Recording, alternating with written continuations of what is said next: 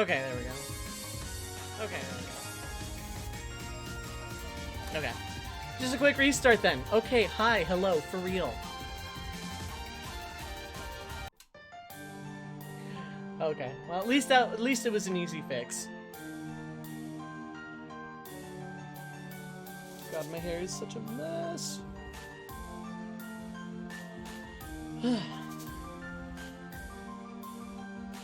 What's up? 2 whole glasses of citrus drink, yeah. Very famously, I had quit 100% orange juice years ago because I had never won a game after 2 weeks straight of playing. Today I won 2. So, that's fun.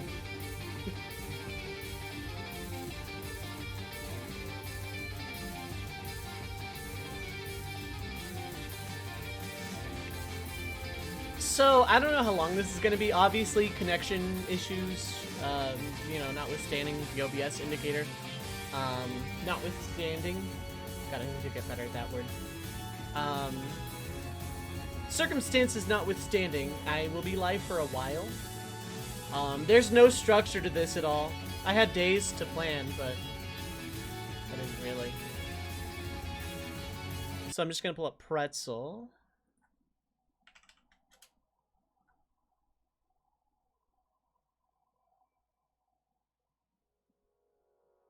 And then it'll play. Okay. If it's too quiet, I'll bump it up.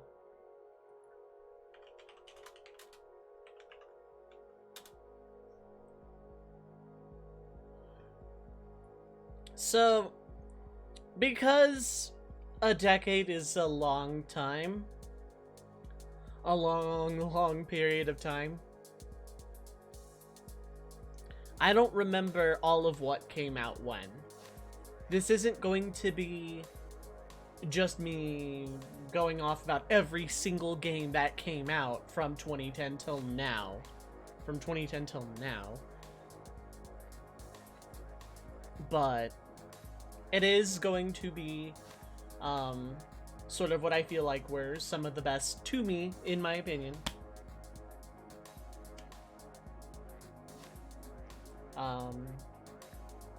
Yeah. I'm gonna be making another video on the decade subject, maybe, too. I don't know yet. Burn that bridge when we get to it. But, yeah. My personal games of the decade. This was a good decade for gaming, as was every decade for gaming, except for the 80s. And even then, the 80s kind of brought it around, so...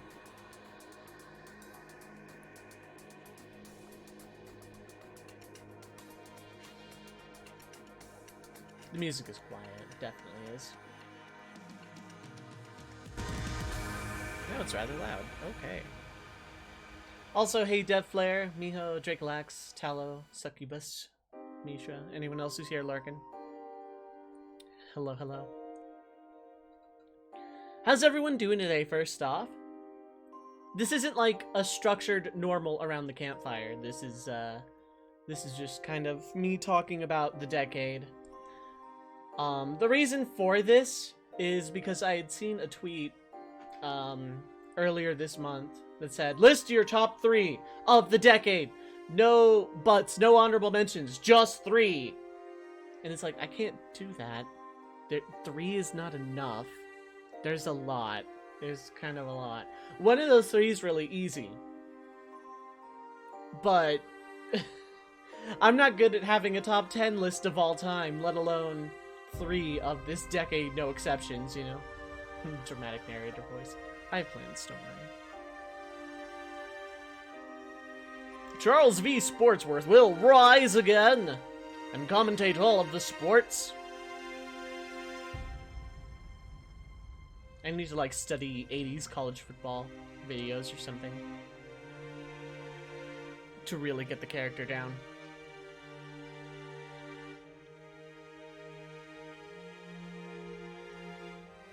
John Madden. No, I'm not going John Madden. No, what is up, Hyla?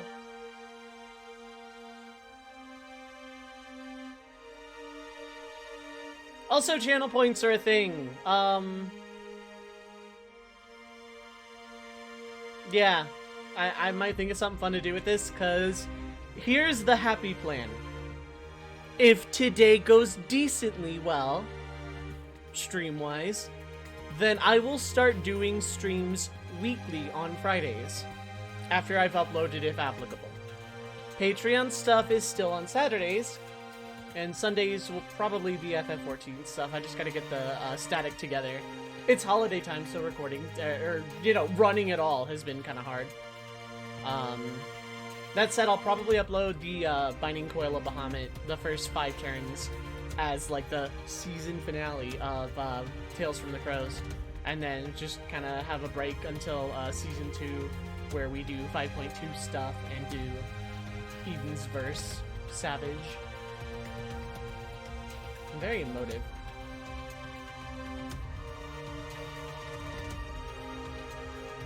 Epic. I can't do that. I can't go full. In a world. And that's about it. That's the extent of that voice. I can't, That's about it. So, no upload today. Well, okay. No upload because this whole stream is probably going to be highlighted and sent to YouTube. Because it is technically in around the campfire. And I haven't technically changed the reward to be seasonal yet, so I should do that like right now. I'm thinking about it.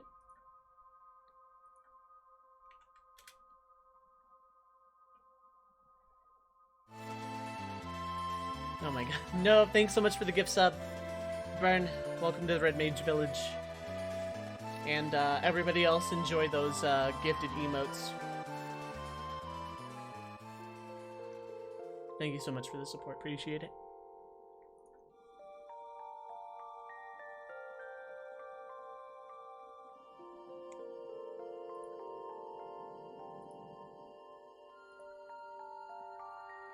Was it a goal?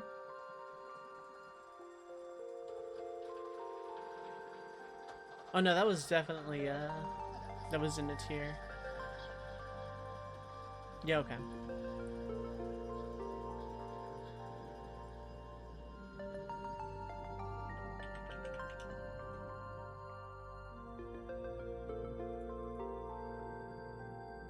I should just move around the campfire to a goal, because, yeah. Chilpsel, yeah. Pretty much.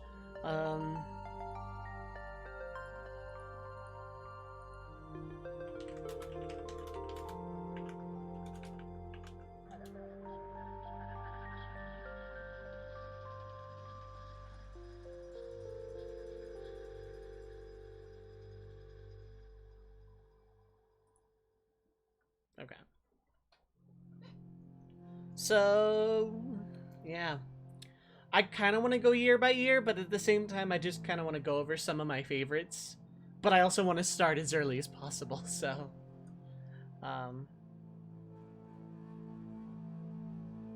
Jedi, what is up, Ilo? How's it going? Sup? I suppose I can click on this. Is it muted? It is now. No, that's the decade. I don't want the decade. Not the whole decade. I want 2010 specifically.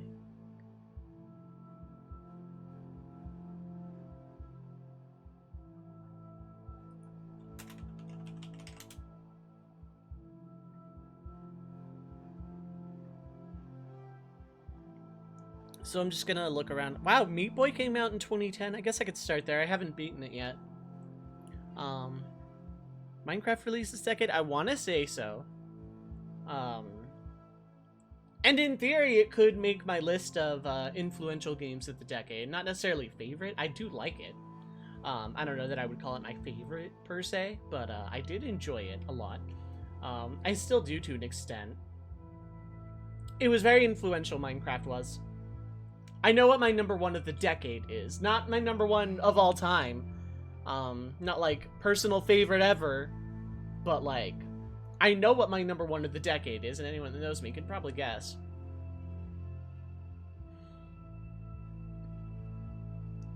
Galaxy 2 is on that list. VVV came out in 2010. Really? I thought that came out earlier. No, thank you so much for the gift sub. Q, enjoy your emotes. Everyone else, enjoy your holiday gift. Thanks so much for the continued support, though. Appreciate it. Love hype and stuff. I haven't played either Mario Galaxy, so I can't put Galaxy 2 on my list, although my nephew really loved it and I liked what I saw of it. Deadly Premonition came out in 2010. Okay. Okay. That's a good place to start. Deadly Premonition. I will start there, in fact. So, Deadly Premonition. A friend of mine was streaming it, and that's kind of what got me off of the beaten path of the cool games in terms of watching obscure stuff on Twitch. And I count Deadly Premonition as a rather obscure game. What year did that come out? Look it up for me. I'm not changing my Google tab right now. Amnesia came out in 2010? Okay.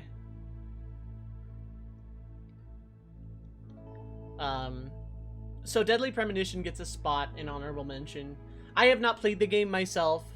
I watched a playthrough once a long time ago, and very recently another friend of mine was streaming it, and I watched a little bit of that then, and they've since beaten it, so it's not like I can go revisit. I could go VODs, but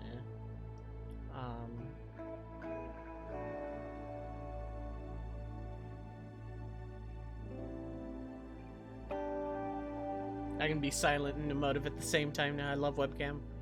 Halo Reach came out in 2010. Okay, that's a good it's another good spot.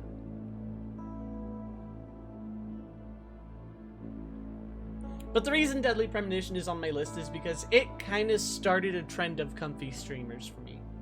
Like, streamers I would watch specifically because they were doing something I could just...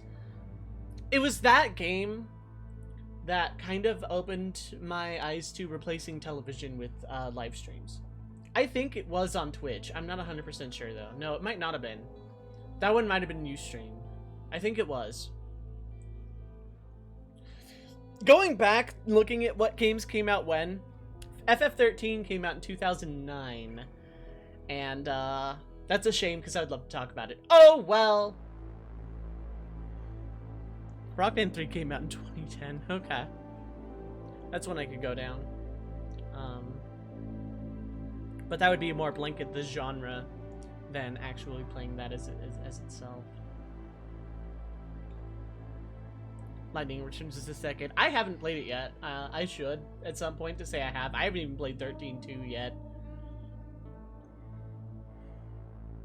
Honorable mention to FF13-2 for being the first Final Fantasy sequel that was any decent compared to its original, at least. I've heard 13-2 is actually pretty an alright game. 10-2 was decent. The gameplay was good. But that's literally all it has. The gameplay was stellar. Okay, the gameplay in 10-2 was great. Battle system was good, minigames were fun. And that's literally all the game has going for it. The reason I bring up the Final Fantasy sequels thing, and that's going to be another Around the Campfire, I think, is the direct DVD quality of Final Fantasy sequels. God, my voice is awful today. But the direct DVD quality of Final Fantasy sequels has been something else.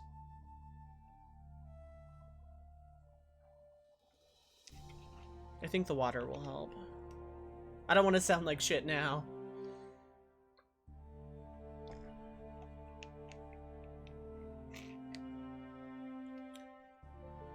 But, Advent Children was an alright movie that is not aged well.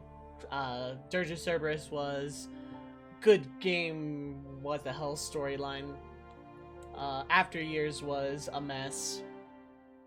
Not bad, but just an absolute mess. What else got a sequel? 10-2 had good gameplay, but not a good story. The problem is, if you want 100%, you can't skip cutscenes, even if you game over. That's the problem. The percentage is tied to story, not game completion. So, it's not like I can turn my brain off, skip the cutscenes, and play the game, because I'm trying to get 100% in one playthrough. Yeah, I know. I just kind of got off topic. Rock Band 3 and Halo Reach, let's just kind of lump those. Because Rock Band, in general, that style of game kind of came in a really weird period of my life where I was living in a very rural area, and that's what they had, and that's what I played. And that's when people decided I could sing for me. I can't sing, but I know a lot of people that would get mad to hear me say that.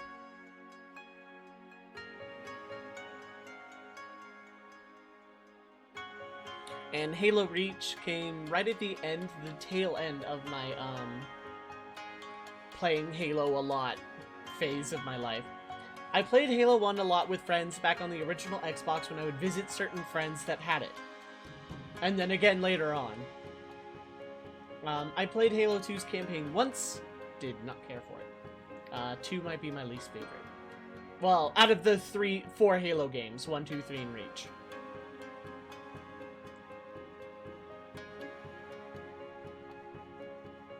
God, no. Text-to-speech.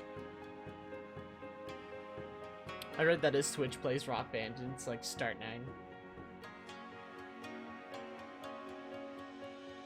9. But yeah, Halo Reach was the last Halo game I played for any length of time. I played the most, in order from most to least played, 3, Reach, 1, kind of both tied a little bit, kind of, maybe Reach a little more, maybe 1 a little more, I don't know.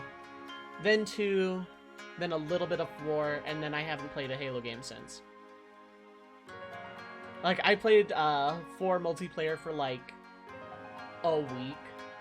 And I played the campaign on normal. It's the only mainline Halo game aside 5 that I did not play the campaign on Legendary.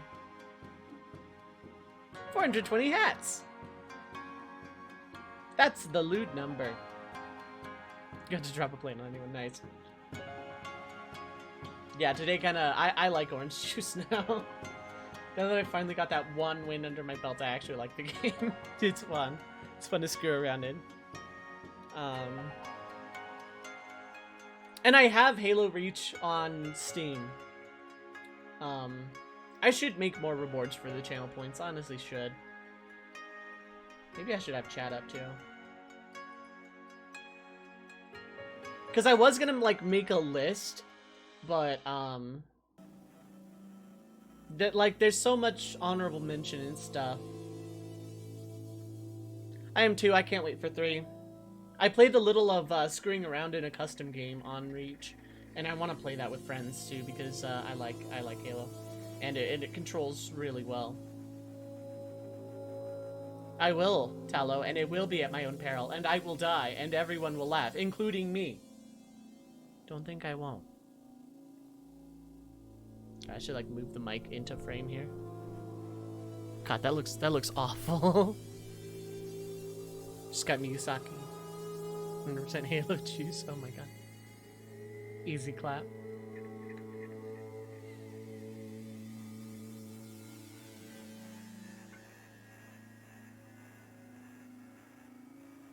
Anything by Konnichiwa Games?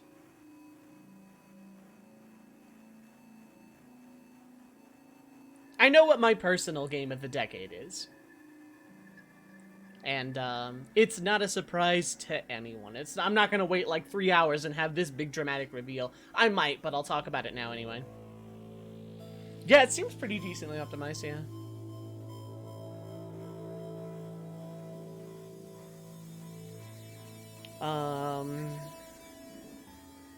Obviously, I am not going to mention anything Call of Duty or sports or driving at all, because I don't play that genre.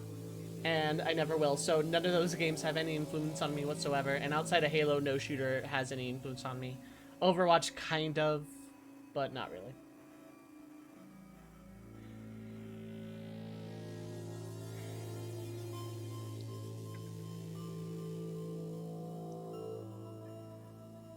Kirby's Epic Yarn. I need to finish that.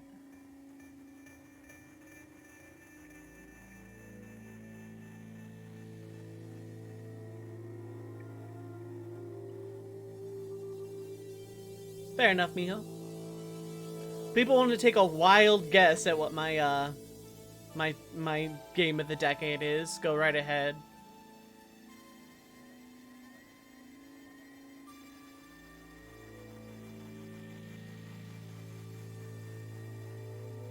I never played Donkey Kong Country Returns.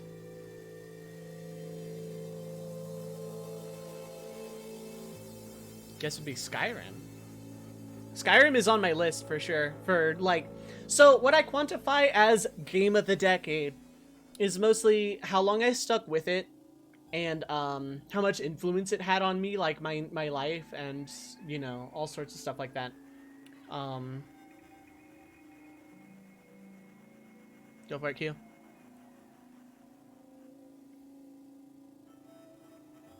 Aliens, Colonel Marines. Nah, Q's got it. Yeah, Misha, it has to be a game released this decade.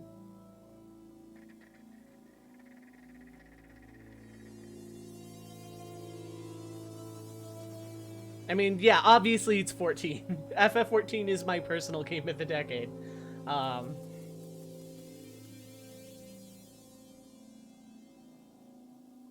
That's the hard part. Like, 2010 was 10 years ago. So, like, what was I doing with my life? I wasn't gaming much back then, honestly. Same. I'm very old. Okay, I'm not very old. I'm 30, but I'm old. Is Undertale on my list? Yes. Absolutely. Pretty much everything everybody said is on my list. Skyrim is on that list. Breath of the Wild is on that list. Aliens, Colonel Marines is the game of the century, greatest of all time. It dethroned FF6 for real. Not really. Secrets of Grindia would be on that list. Undertale's on that list. Not Deltarune yet. But Deltarune is going to come out later. Like, full release will come out. Odyssey's on that list, yes. Happy early birthday, Miho.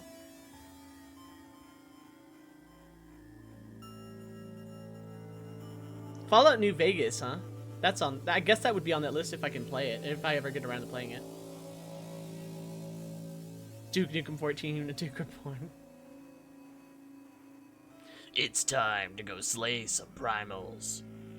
Edgy swear words. If I had played New Vegas, it would be on that list, for sure.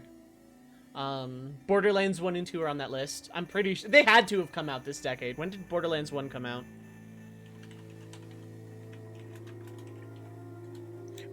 2015. Yeah, okay, so both Borderlands games. I haven't played 3 yet, but Borderlands 1 and 2 and pre-sequel are... The Borderlands series is on this list. Minecraft is on this list. Stardew's on this list. Like... Oh no, it was 2010? Oh, okay.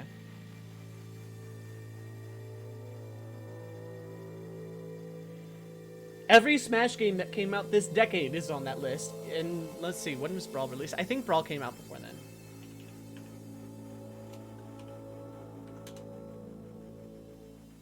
Oh no, 2008. Okay, so just 4 and Ultimate.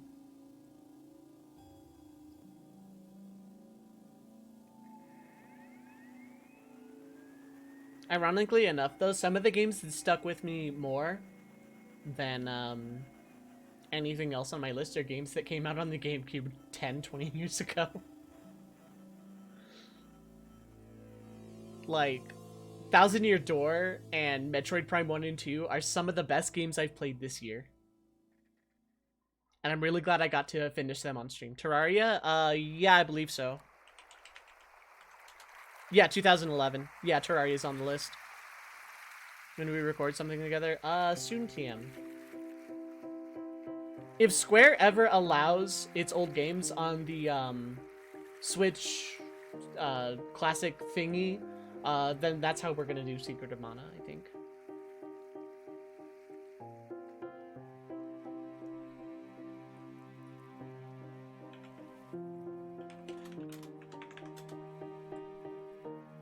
yeah, Skyrim is 1000% on the list.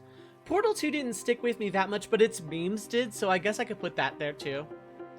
I'm just listing games that had an impact on me this decade. Wow, Dark Souls counts by flying in under the wire twice. Released in 2011, played in 2019.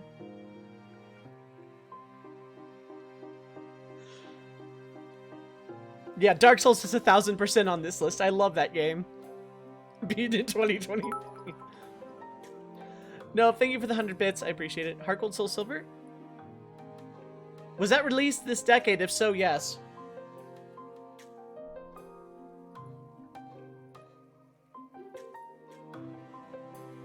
I never played the Saints Row series, but I watched a little bit of it. That was fun. Portal 2, Skyrim probably. So for 2010, I don't know what my personal game of that year would be. This is going to be a very messy thing. I did not structure this at all. I should have. Because the next opportunity I'm going to have to make a list like this is going to be 10 years from now. And God help me if I'm streaming when I'm 40.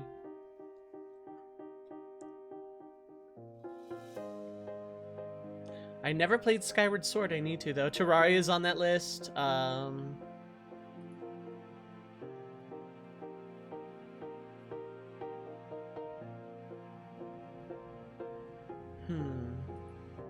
What else?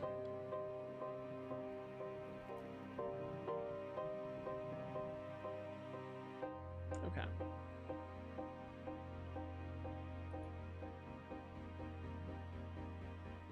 Oh, the Wikipedia has this big list. Okay. Yeah, Minecraft is on the list. Lego Harry Potter, yeah. 33 on the Nintendo VR room. I would upload my consciousness into a Final Fantasy game and probably die that way. Oh, Heart Gold Silver came out in 2009. Honorable mention then, because Gen 4 is still my favorite in all of Pokemon. Pokemon games are going to be on this list, yeah. Yeah, I can't do a top 10. I might, in a couple hours, be able to narrow that down with this list.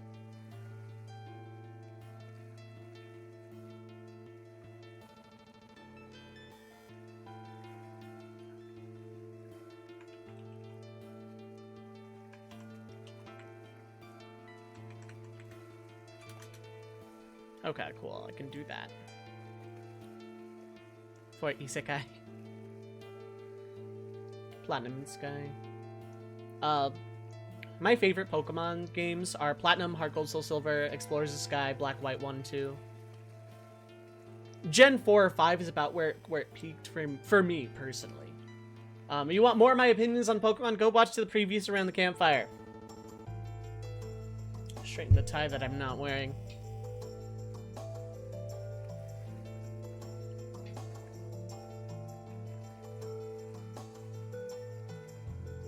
Competition between 5 and 8. I don't think XY and Sun Moon Ultra Soon were bad games. I don't think that. They are in the lower half of my favorites list, though. Top 4 gens is 4, 5, 2, and 8. And 1 and 3 are like tied for last for me.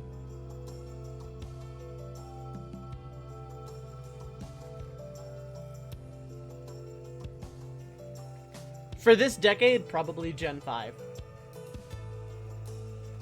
Probably.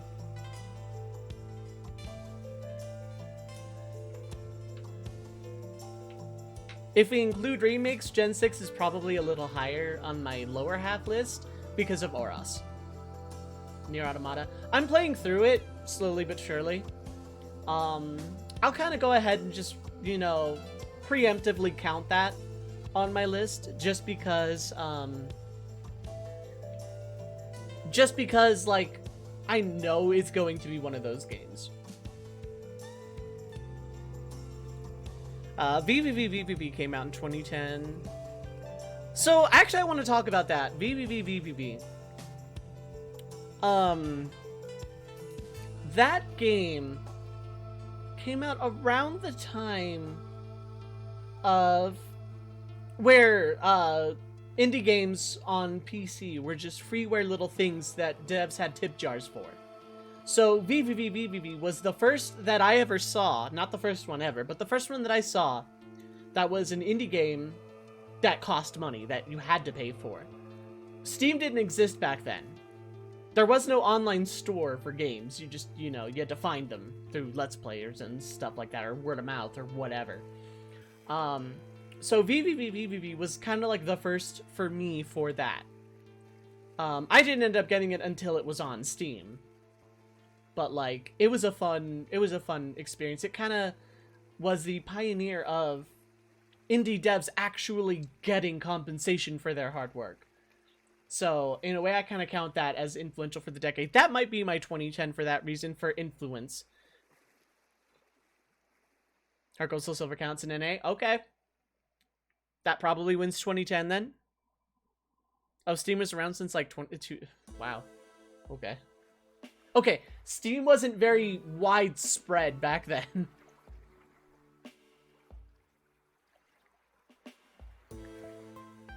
Oh, Bejeweled Twist, gotta have that.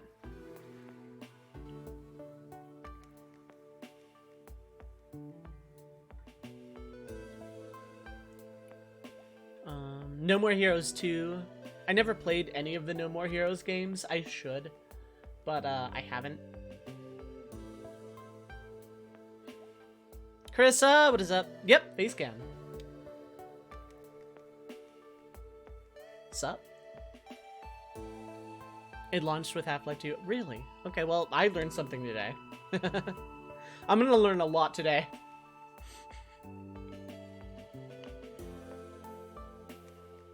PS3 Star Ocean. I kind of count that.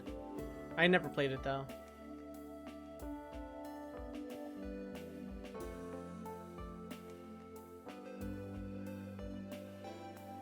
Blank Stare, Draculax.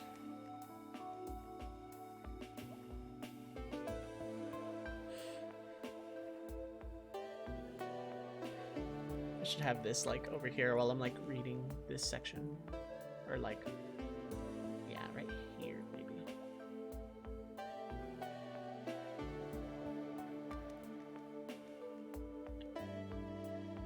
Deadly Premonition, I already talked about that.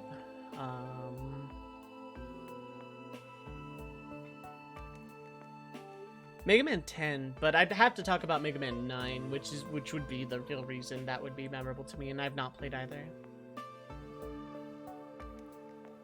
Technically, FF13 did come out in NA in 2010. Okay.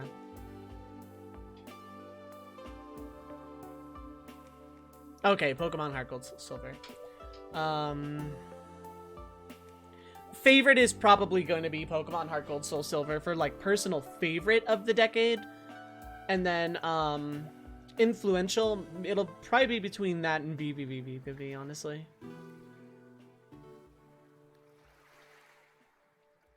That's mine for 2010.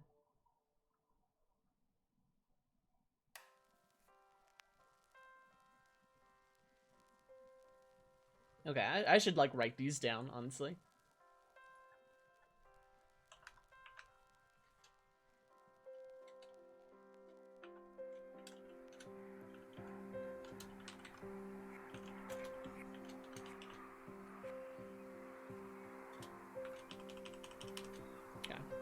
Used to be all Nintendo growing up. A little over a decade ago when you started playing indie and fan-made games. Strange to think about. Yeah, it would be. I can see that. Yeah, it was kind of like that for me for a while too. Because like, back in the day, 10 years ago, 15 years ago, all of my indie games were freeware, or not freemium, just freebie, pay what you want, spread the word, we have a tip jar, but download the game for free.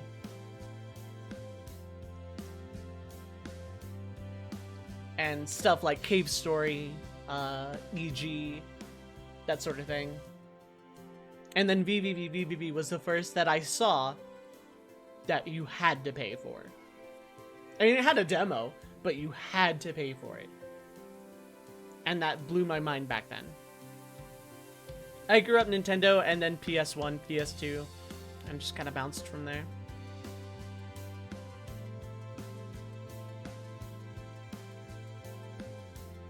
It existed, it wasn't like widespread.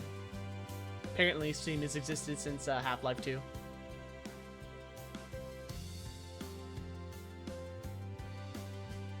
Oh, Shrek Forever After, gotta put that down.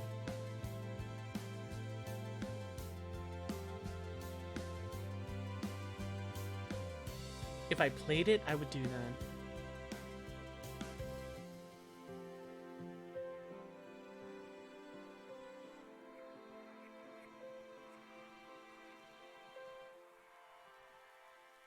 If I'd played Scott Pilgrim vs. the World, that would be on this list for sure, just because of how impossible it is to play now. Oh, that's one. Birth by Sleep came out in September of 2010. That is the one of the two reasons I bought a PSP.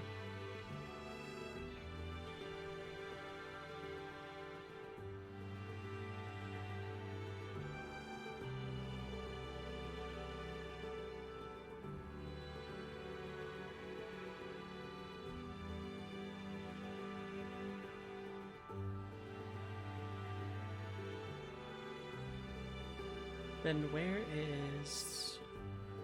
I'm just kind of skimming now because I pretty much have my...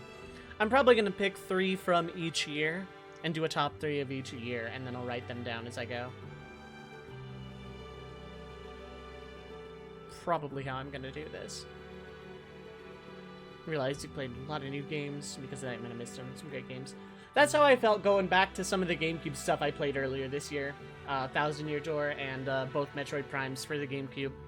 And, oh my god, did all of those games age so well. The first Dissidia came out before 2010, but Duodecim came out, I think, in 2010. I'm not 100% sure.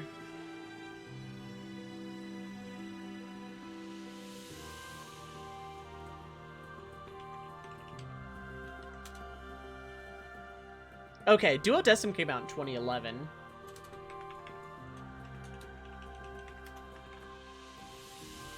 Gonna lurk for food. Sounds good. Since I was streaming games. It's been about half a year. Supra Mayrocrat. The last Mario Kart I actually seriously played was Supple Dash. I have not actually seriously played a Mario Kart since. I played Wii once or twice. Never played it on Wii U or any of the handhelds, and I don't have Mario Kart 8. Or 10, or whatever the hell they're up to.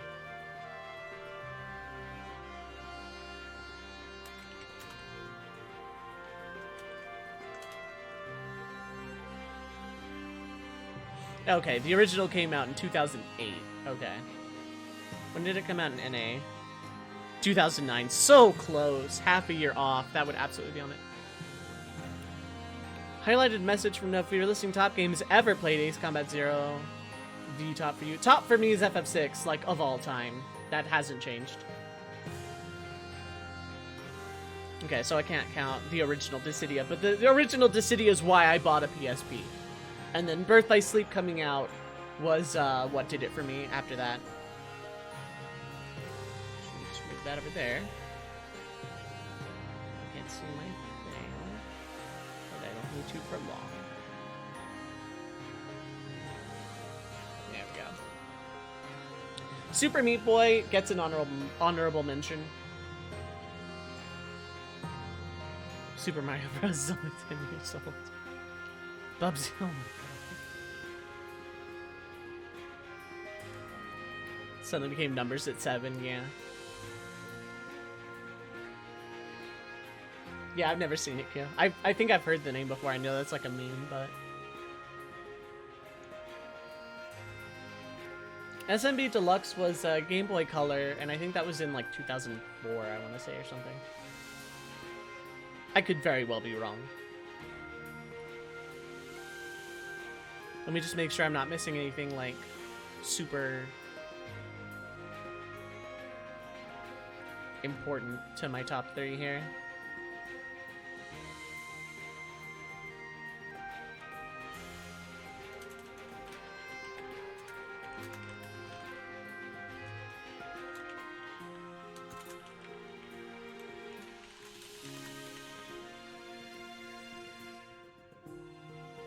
So yeah, I am gonna go year by year.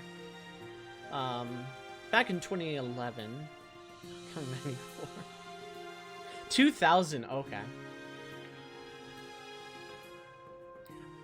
I mean, it's kind of hard to say I don't count remakes when Heart Gold Soul Silver's on the list. But I also have not played the Insane Trilogy yet, so...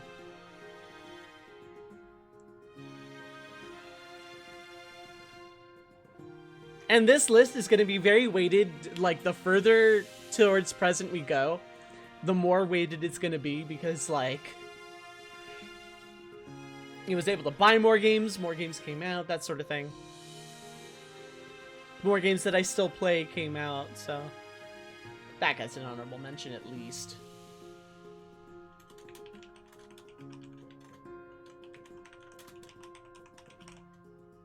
Just because, like, it's the most underrated, underrated game ever. No, I'm not saying what it is yet. Don't worry about it.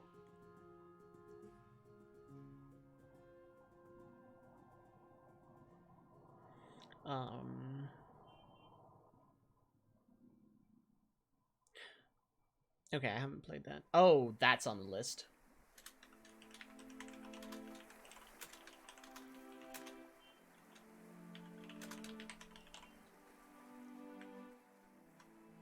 That is 100% on the list. I'm just going down. I'm going to be kind of talking into the ether here for a little bit while I'm scrolling through.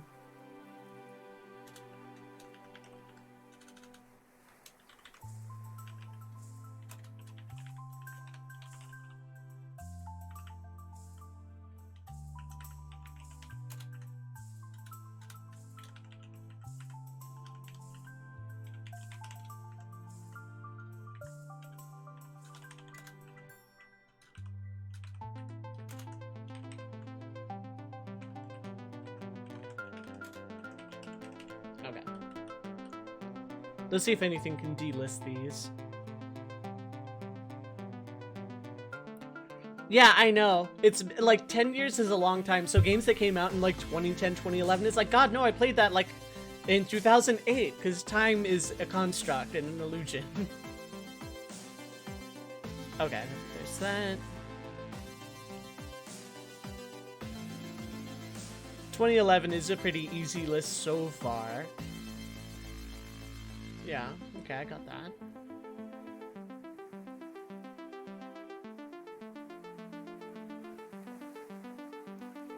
As I go through the months, it actually kind of starts to get a lot easier to...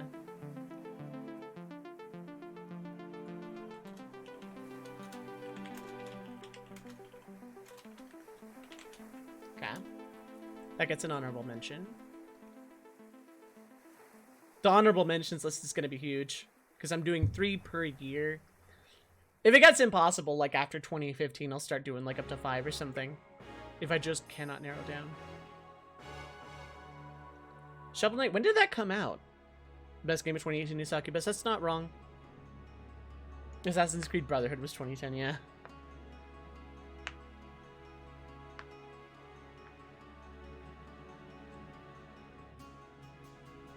I'm looking through Wikipedia's, you know, year in video gaming, game releases. Just, okay, 2014, that's probably getting on a list. It is at the very least an honorable mention. It's in terms of favorite and influence. I'm kind of just amalgamating. Attain the power of Cat Bag. Shovel Knight is... Oh, wow. Have you never played it? So, it's kind of like an old Capcom game. Like a very old NES game. But, like, only one of the stages is really Nintendo hard. It's kind of beat-em-up-y. It's platformy. Mostly a platformer. Mostly a combat platformer. It's a lot of fun. I love the game a lot. There's only one stage in that game that I don't like. The rest of the game is really good. I actually never played Splatoon 1 or 2. I haven't played any of the Xenoblades yet either, although I'm pretty sure my future roommate is giving Xenoblade 2 to me.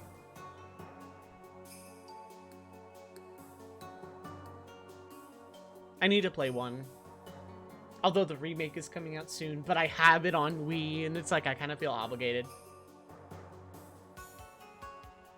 Where was I?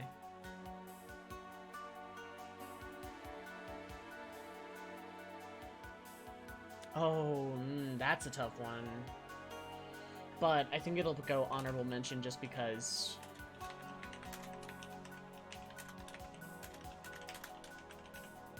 Okay.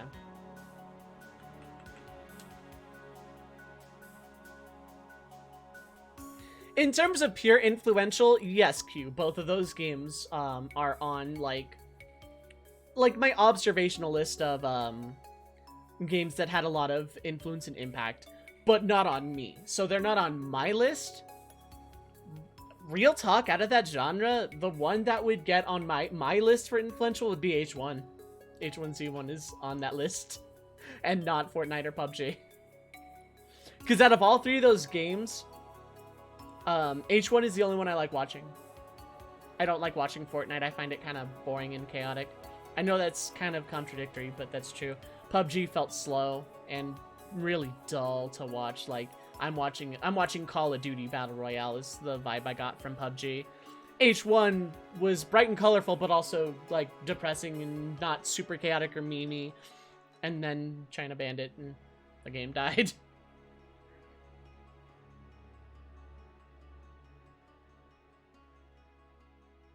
And suddenly you're dead because headshot, yeah. In terms of watching, I've never played a Battle Royale. Except Tetris 99. Actually, out of the genre, Tetris 99. Sorry, H1. I need to play Bastion. I need to play Catherine. They didn't really leave an impact on me, though. I could put Strong Bad's Cool Game for Attractive People Episode 1 on this list as an honorable mention.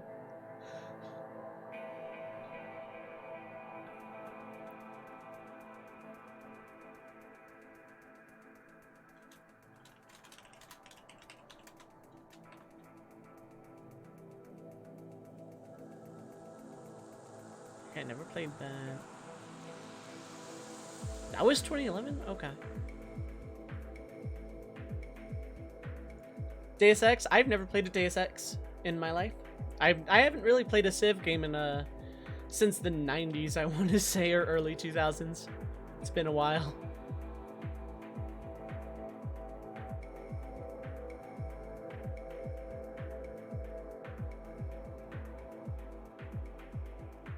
That's getting an honorable mention. In all honesty, it should probably replace one of the games on this list because I actually played it a lot more, but sure, I might. I don't hate this genre at all. I actually, I'm just bad at them. I'm bad at that genre of game, but I like them.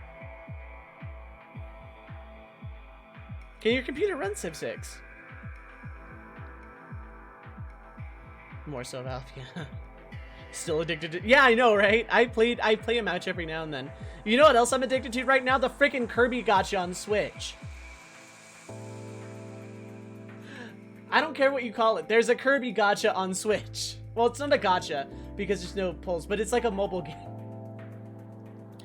Any Dragon Quest game of the decade? I'd have to probably say 11, but I haven't played it yet.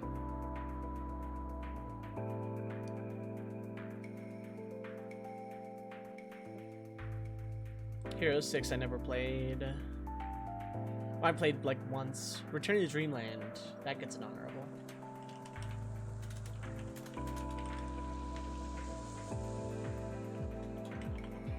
Because I still need to beat that game. But I remember like sinking an entire day, like 10 hours with a friend. Yeah, 67. Ooh. Cool. That's good to know.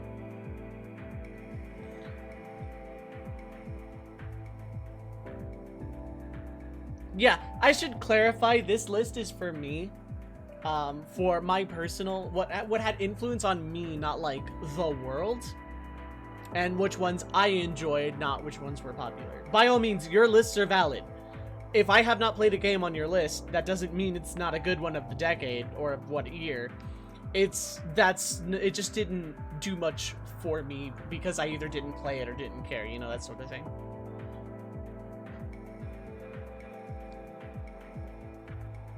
You can't just get 2 hours ahead of the NPC. Oh! So I'll probably die a lot. It'll be fun. Isle of Rebirth on that list. Yeah, see, I'm only looking at like actual like commercial or indie releases. I'm not even like thinking about ROM hacks or anything, or fan games. I should, because a lot of those. Portal 2 does get an honorable. That's right, because of the memes, if nothing else. Kind of want to put that on, but I haven't played it and beaten it yet, so.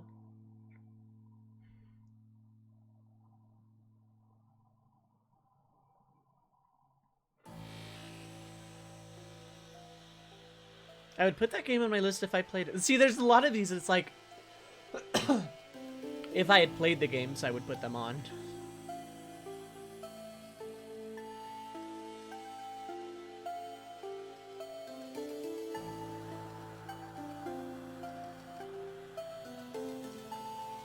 Right, oh, that has to go on, like, the list proper.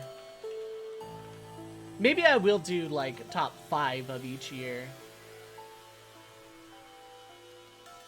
Because there's no way I can't put Skyrim on my 2011 list.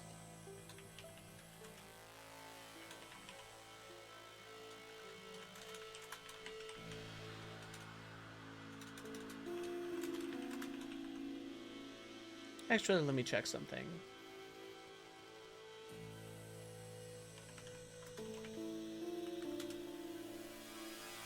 Okay, that was 2010.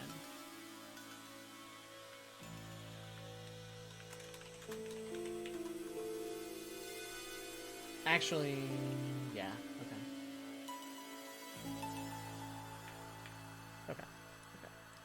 Back to forming my 2011 list.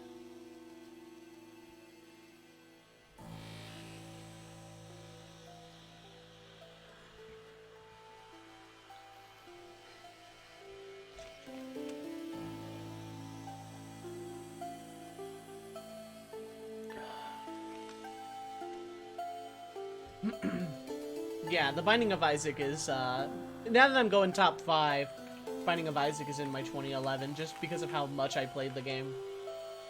It had influence, and that counts.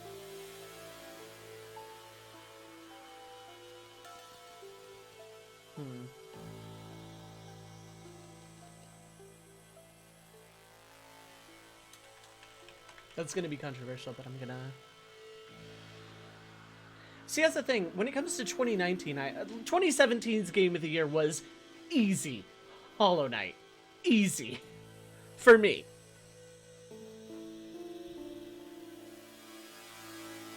Sekiro was Game of the Year. I haven't played it, though.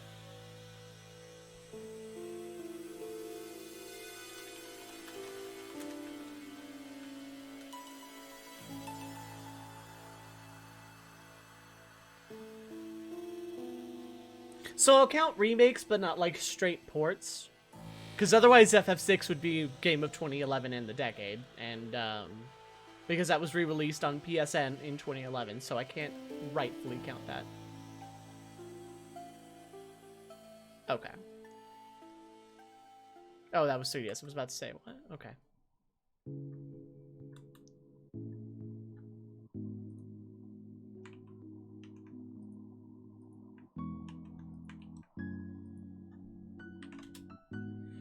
Alright, so...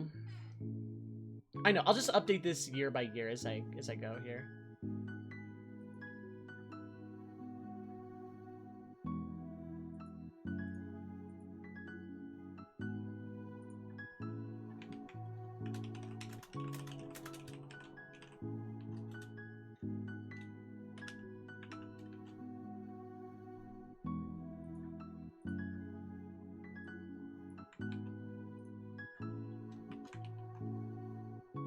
Okay, I align this to the right. No, that looks awful. So I'll have to move chat.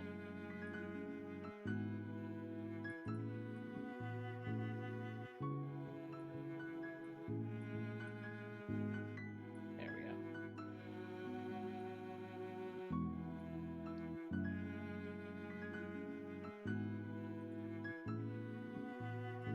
Okay. There we go.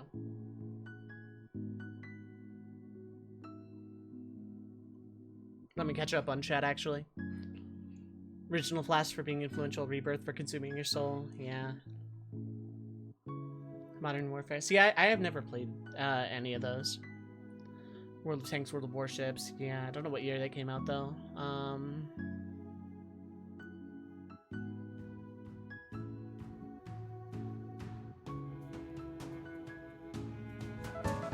god. Oh my god. No, please.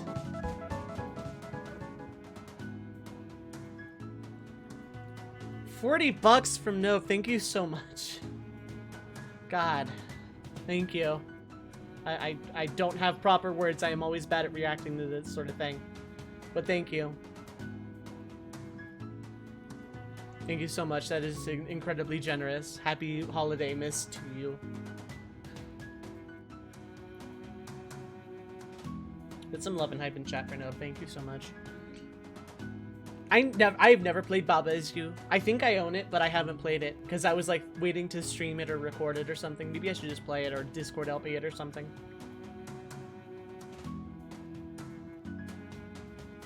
Seriously, thank you so much. God. Okay, so 2010. Pokemon Heart Gold, Soul Silver. That's a given. I should change the E to like just a normal E so it doesn't look weird. This is in no particular order. This is basically in order of, you know, when I wrote them down on my list. Pokemon Heart Gold and Soul Silver, kind of a no-brainer. They're like my favorite Pokemon games. I played a bunch of them, and they were remakes of Gen 2, which I also played a bunch of. Like, 400 hours between Gold, Silver, and Crystal, and then Heart Gold, Soul Silver comes out, and that's another couple hundred hours. That's where I caught the legendary Shiny Vulpix. Which I still have. Like, I just will never just stop talking. VVVVVV, I've already talked about. It was the first indie game that I discovered that you had to pay for. Because everything else was just, you know, freeware at the time. Everything, you know, indie was like, you know, hey, we have a tip jar if you want to support us so we can keep making more, hahaha.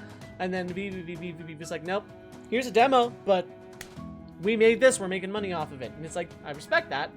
I didn't have money back then. I didn't play it until years later. But, yeah.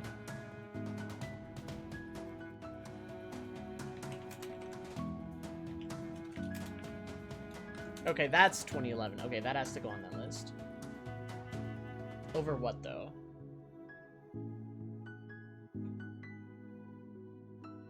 I can't not have that on my list fave-wise. That's, see, 2011's hard because I want to include Dark Souls, but...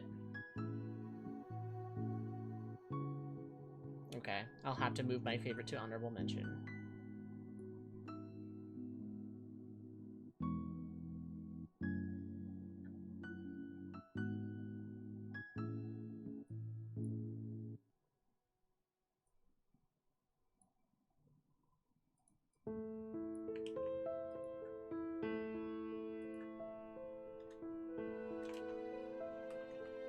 You know what? No, that's my list. You know what? Dark Souls is good and all, but...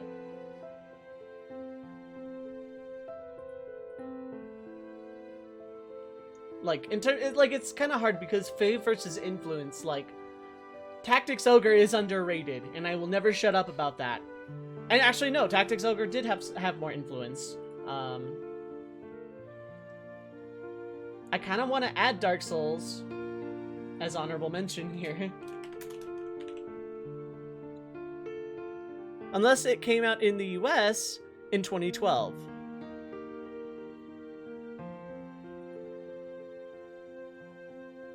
No, okay. Well, the PC port came out in 2012. I could count that. I know I said no ports, but it'll put Dark Souls on the 2012 list, so I don't care.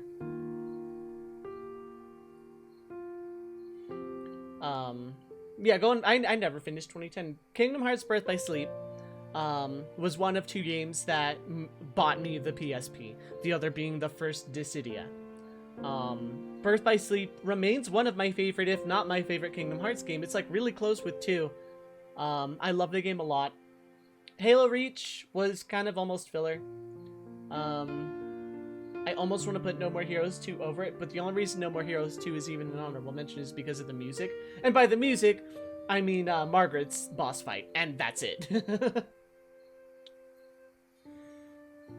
I enjoyed your Switch Palaces, Carissa, if that counts, but I do like puzzle games. I'm not necessarily the best at them, but I'm not awful at them either. And Super Meat Boy, not a lot came out in 2010 that I was super enthralled by, but Super Meat Boy kind of stuck around. It pops up every few years, so it's on the list.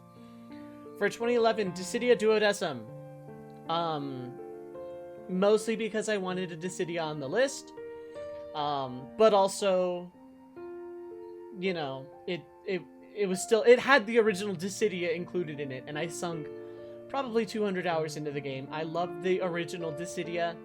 I'm not a big fan of NT from what I've seen of it. It looks very confusing, chaotic. I would love another, like, classic Dissidia game. I love Opera Omnia, don't get me wrong, but I hate that it's a gacha. A few more in Demo 3. I really should. How close are you to release? I'm gonna LP it. Duodecim wasn't that bad. It's a fighter game, but like Brave versus HP system, same as the original. It just, like, it cleaned up a lot of the mistakes the original made.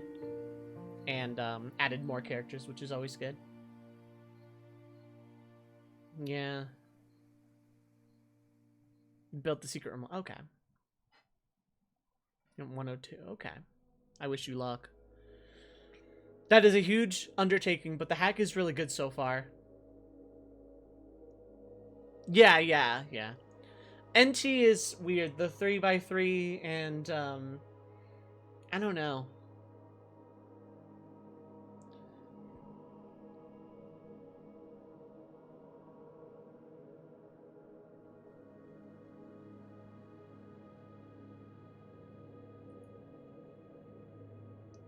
Tactics Ogre, because basically when that game came out, and I bought it like the day it came out, because Tactics Ogre, because I loved Ogre Battle 64.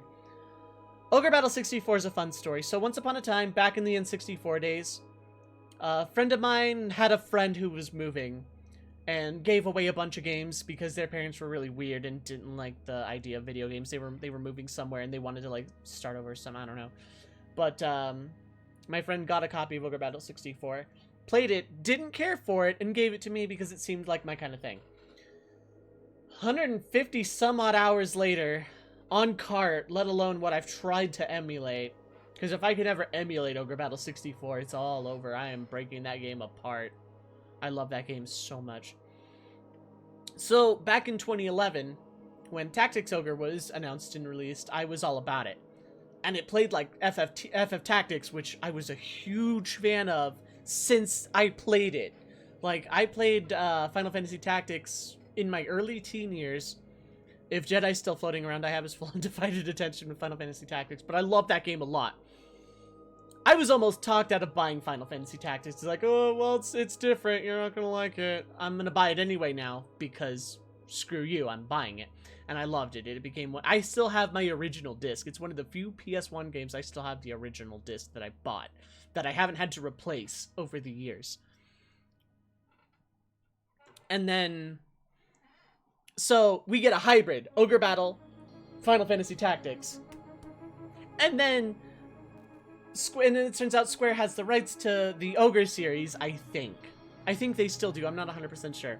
And basically it was like, hey, if this sells well, which it did, we'll make more of these. We'll make more in this series, which they didn't. But I played the hell out of it. I still have not beaten the game. I've gotten to chapter 4 like God knows how many times, and I need to beat that game. It's so good. I love Tactics Ogre. It's so good.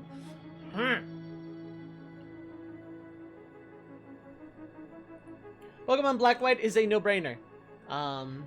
It's a Pokemon game. It was a very good Pokemon game. I don't care what anyone says. Black White 1 was good. I loved it. I don't care.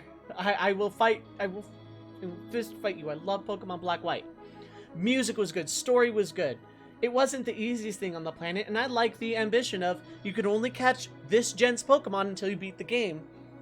So, you know, it's almost like a soft reboot. Characters were good. I loved Black and White. I need to play Black White 2 because I've heard it's better, at least on par.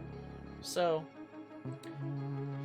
Skyrim, it's a video game. It came out. I think a few people have heard of Skyrim. I heard they're re-releasing it, so it'd be nice to play it on a modern platform. I don't know if Skyrim's ever gotten a re-release. Pretty obscure game.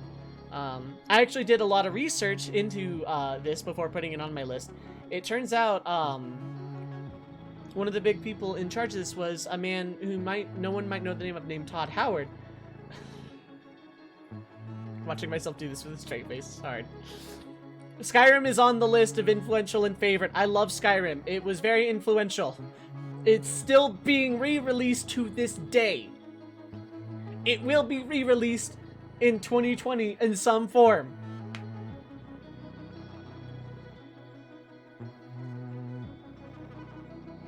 And The Binding of Isaac, because I put a lot of time and effort into it. Is it fave?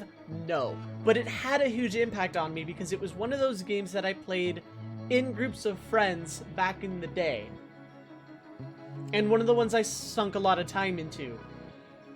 I have opinions about the game. I have opinions about the devs of the game. I'm not going into that, but it's on the list because it is a game of the decade. Now then, time to scour for 2012. Oh my god, this is gonna take a while as I go on.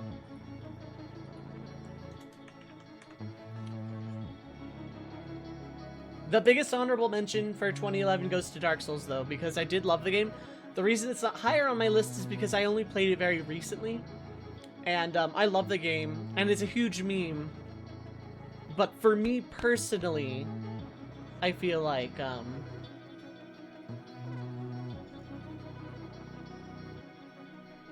it was, you know, piece of yeah, I know, right? You know what? It's gonna sound weird, but I'm putting a sports game on the honorable. And I'll explain that later. I'm putting a sports game on my honorable for 2012. I'll go over the honorable mentions later. Well, Sonic the Hedgehog 4 came out in 2012. That's interesting to me.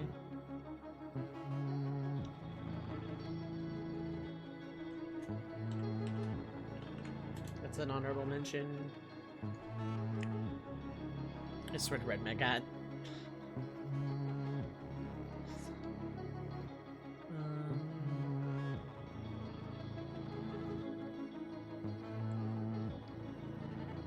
So far, I'm not seeing a lot.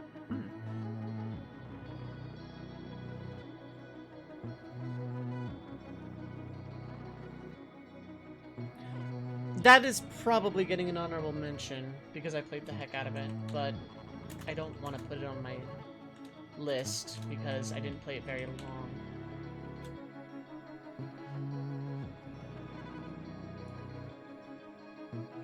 I'm trying to bring it up since you felt derailed this. No, that's fine. Absolutely plan more of your hack. I don't care. Like, I'm kind of feeling bad about neglecting chat a lot. I want to say it was PS2, so I want to say last decade. I'm not 100% sure, though. I didn't really look.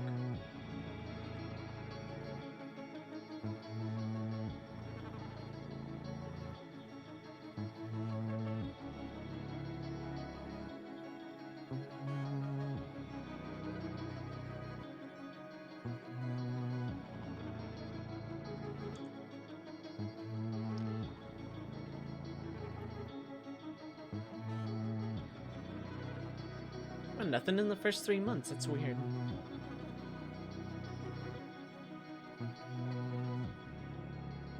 Let me start generalized here.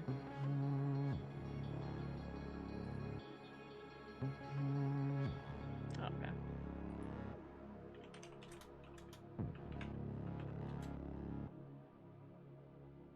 Okay. Wait, Borderlands 2 was 2012. That's on the list then.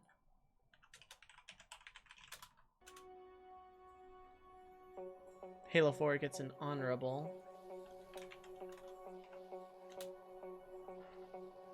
Compatible with demo. Oh, okay. Oh, okay. I may have to have you resend me that, but yeah. Same, Tallow.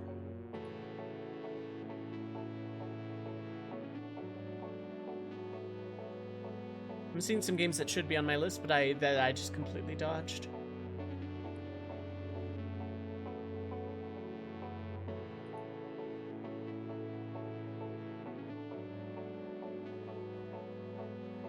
Interesting. Okay, so I got one out of that. 2012 might not be a long list. Oh, yeah, I can't count straight ports or else I would. Like, ooh, Legend of Dragoon, I love that game.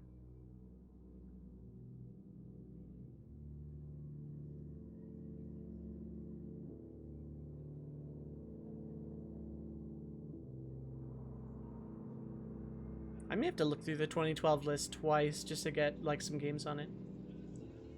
It's an expansion I don't necessarily count. Yeah, and a lot of them are really stupid rare or expensive to find, yeah.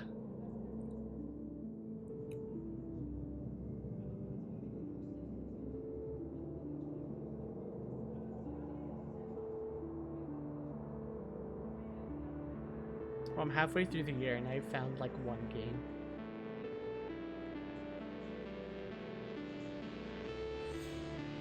That's something.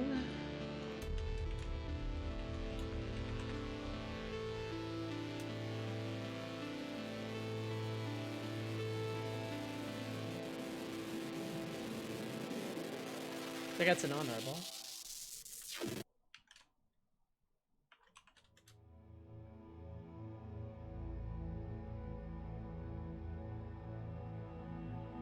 I didn't finish that game, or else I would.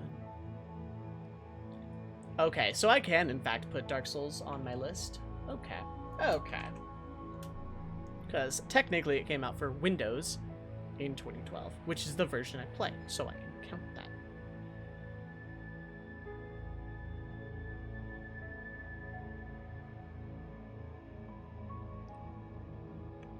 Learn the overall vanilla save system enough that you can fix the incompatibility. Oh, really? That keeps a version number in the save file. Oh, okay. That said, when the full version comes out, I'm starting from the very beginning.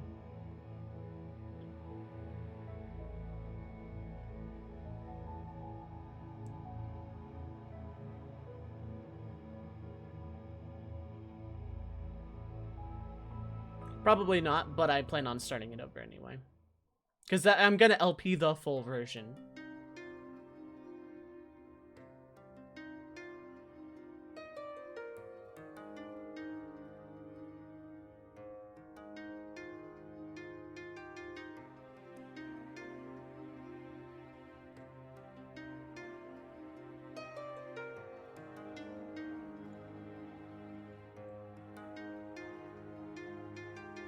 Some of these games I want to put on just because I've watched someone stream them once and enjoyed it, but that's like hardly.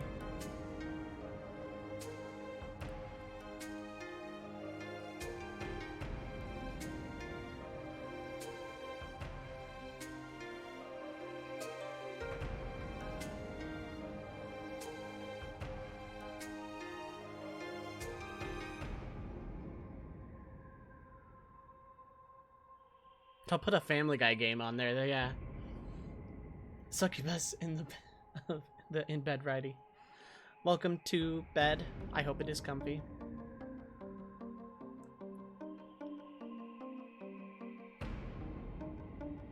Only your own. Yeah, that's fair.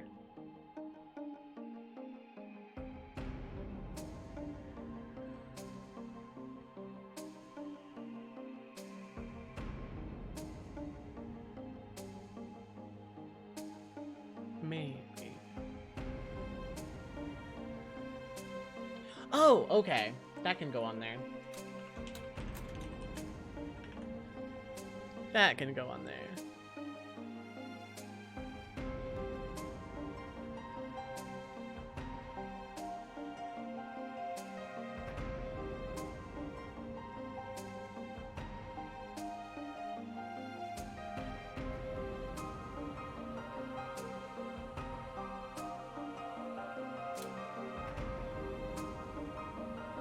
I want a 5th.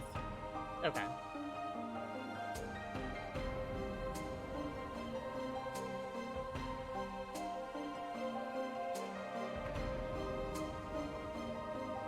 You know what?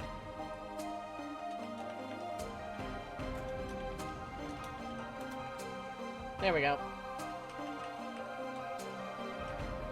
So 2012 is going to be a little lackluster. So, again, in no particular order. We got Borderlands 2, which I only discovered because I lost a bet to Dracelex a year or two ago. And the game has stuck with me because it was really fun and extremely long-lasting. In fact, that is probably my game of 2012. According to the Wikipedia, that was on the list, and yeah, finding stuff to fill this list was hard for 2012. Yeah, Borderlands 2 was really good. I still play it, will still play it. I love the game a lot. Probably my favorite of the Borderlands games. I have not played 3 yet, no spoils.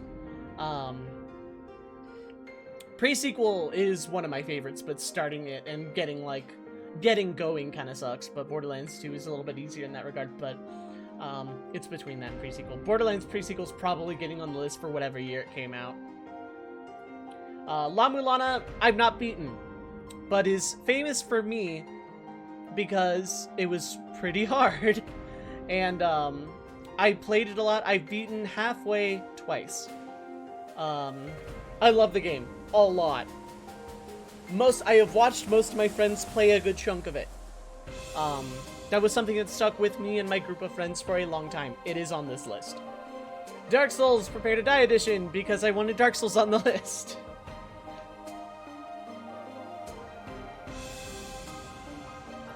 Super Hexagon is on this list because I played it a lot and it started giving me the idea of it was kind of a muse for a lot of some of my story related or one-off shenanigans videos back when YouTube was all I did.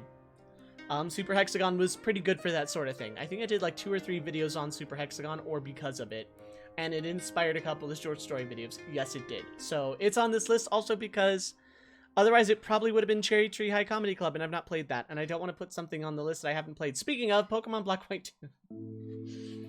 But it's on this list because I'm putting it on here preemptively because I will be playing it in my spare time shortly. And I know it will be on this list. So there we go. Honorable mentions for 2012. Final Fantasy 13 2. Haven't played it yet. Plants vs. Zombies, because it was something I did IRL for a while with some friends. Kingdom Hearts Stream Drop Distance is an honorable mention. It probably should be on this list over Pokemon Black, White, or Hexagon. But it wasn't my favorite Kingdom Hearts game. I loved it, but it wasn't really my favorite.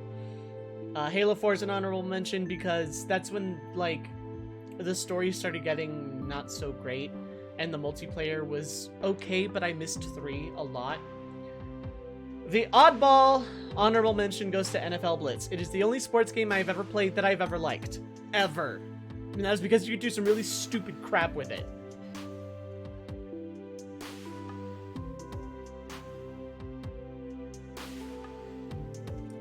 So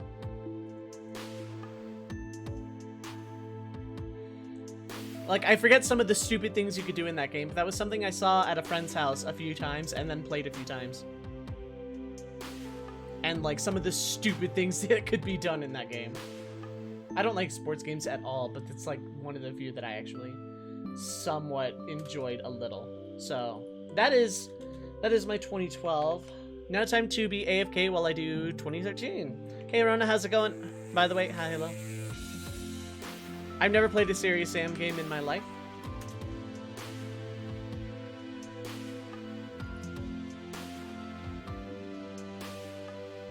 Okay, 2013.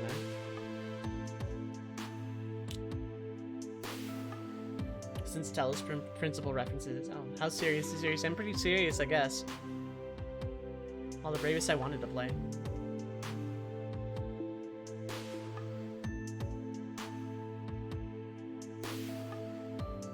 Oh, that's PSN, dang. That would have been probably on the list.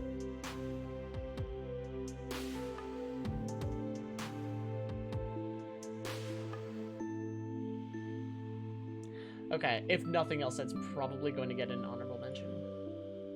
Seriously? Yeah, I'm being serious.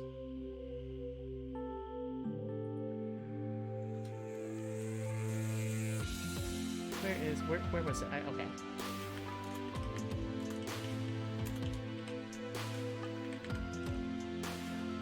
That's probably an honorable mention, but that might make the list. I'm not sure yet.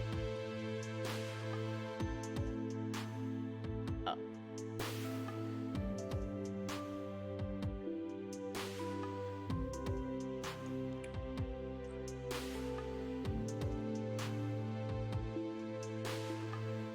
Decent enough FPS games. Best modern Doom-like until Doom 20. Okay.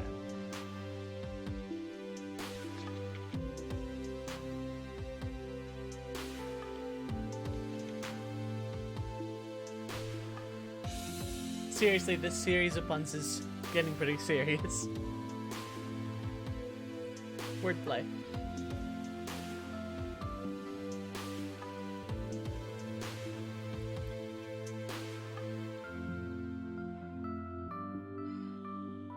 Yeah, I probably should give it a go sometime. That came out in 2013. Interesting.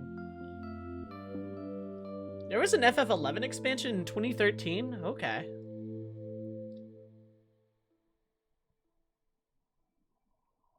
Okay, that makes the list for sure. Oh, wait, no, that was XBL. When did that come out proper? That was 2011. Oh, that's why it didn't make the list. Dang.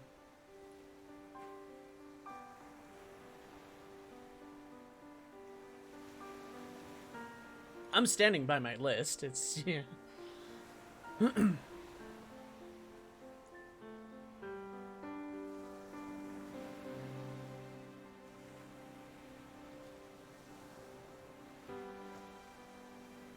I haven't played enough of that to really... That'll get honorable.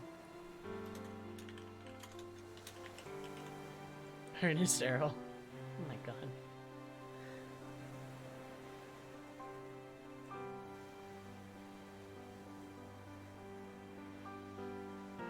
That gets an honorable.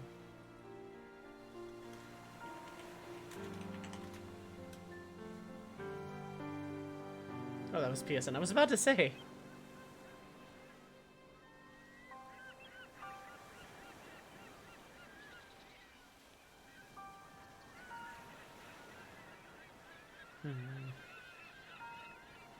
Oh, iOS. Dang it.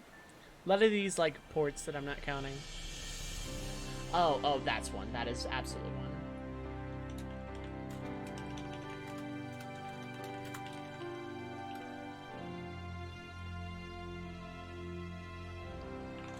Okay, I should do this. Look for the acclaimed. That gets an honorable. I never played it, though.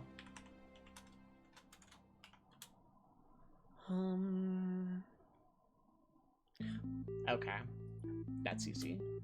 Really? That came out in 2013. You sure?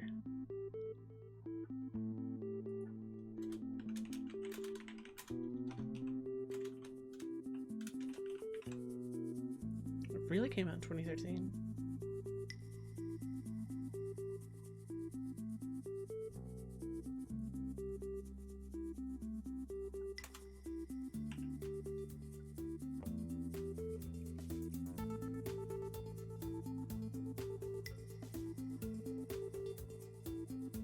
No, that came out in 2013. Okay. That makes the list then. Weird. Okay. Tell us, Shabab, is your favorite puzzle game? I don't know that I have a favorite puzzle game. Candy Crush is the best puzzle game. I almost put it on the list, but I've never played it.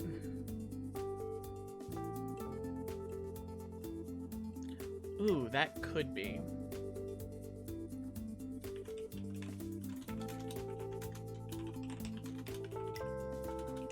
That's why I stay away from racing games, mostly. It's because I'm, like, that's probably my weakest genre ever. Not in sports, but I don't care enough about sports to really even count it. That gets an honorable for sure. 2013.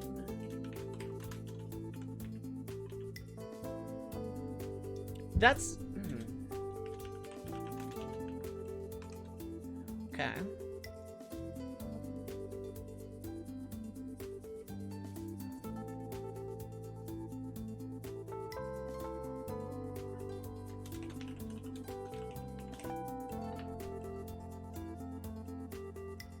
I might like Talos. Holy heck, nope. Okay. Whoops, I didn't mean to close that entirely. There we go.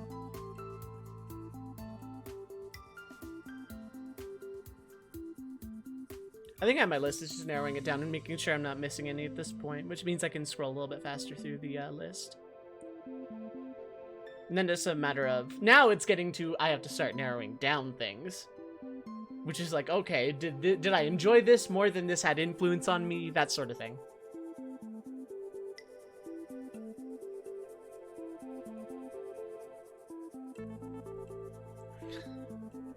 I remember playing an older Burnout. I don't remember which. It was like one of those, it was on at a friend's house and didn't really ask too many questions about the thing.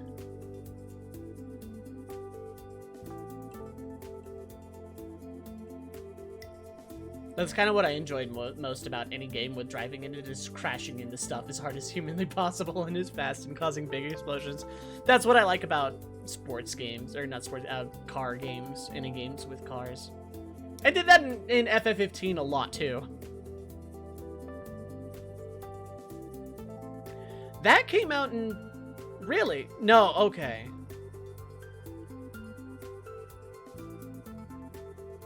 Okay, oh, okay, the remake of that came out. Did I play the remake enough to justify putting that on the list?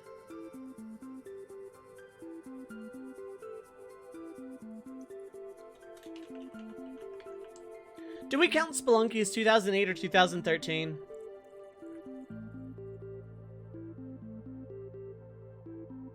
That'll determine whether it makes my list or not.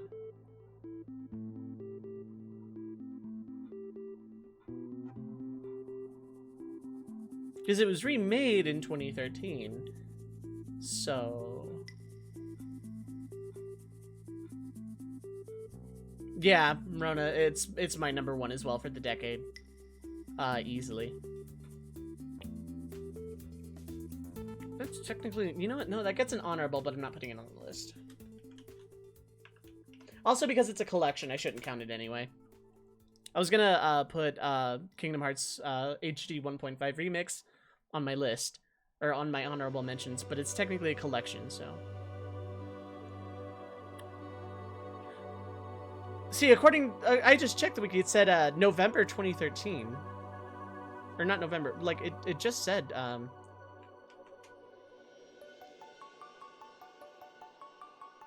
yeah, the remake for Windows came out in August of 2013. And then on Xbox 360 came out in 2012. The original came out in 2008. PlayStation came out in 2013. And PS4 in 2014.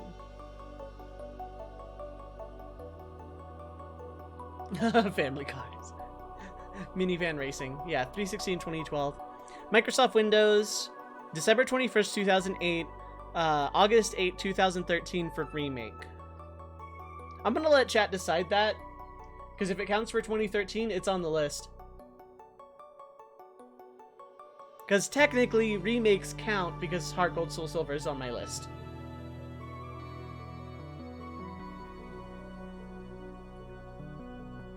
You know, I don't care. I might just, like, pull rank and it's on my list.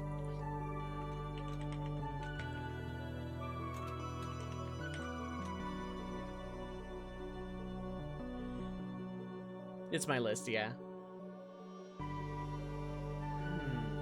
That's honorable, at least. Because it's technically a remake. They added stuff. Not anymore. Oh no, it's Q's list. It's all gonna be like all the Family Guy MMO or something. Yeah, GTA 4 is from 2004. So long ago. Or Gran Turismo 4. I thought you meant GTA 4. Wow, I cannot read Lamau. Someone get this streamer some glasses. Oh, wait a minute. I have some.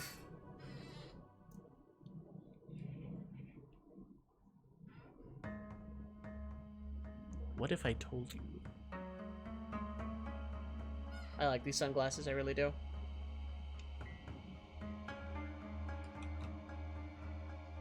I can totally read better, and sunglasses don't do the math.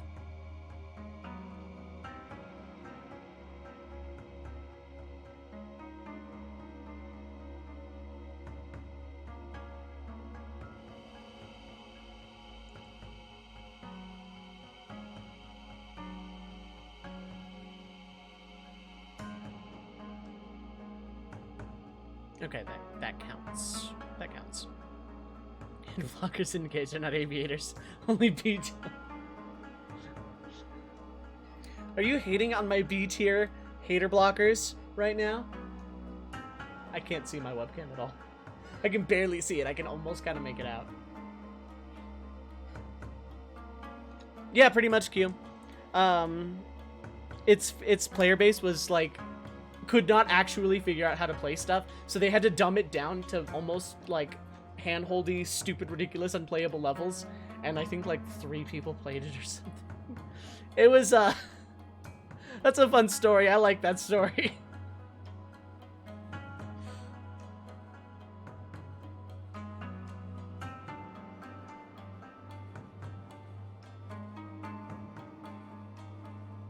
Yeah, I wrote that down as honorable.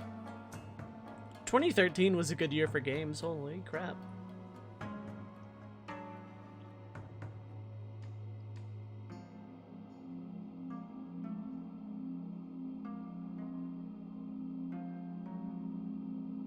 Yeah, okay, that got honorable. That's right.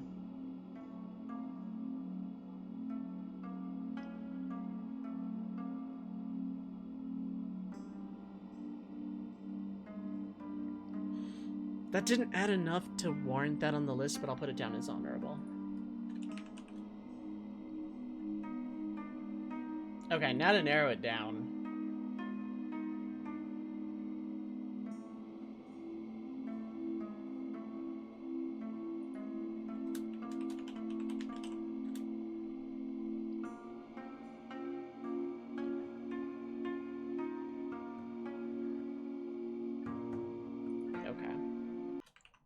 I think I have the list.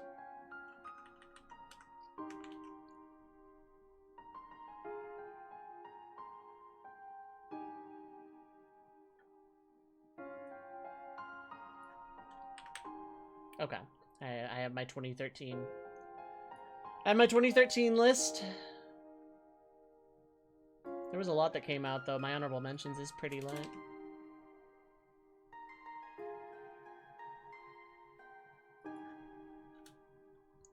So, Animal Crossing New Leaf was very important to me IRL.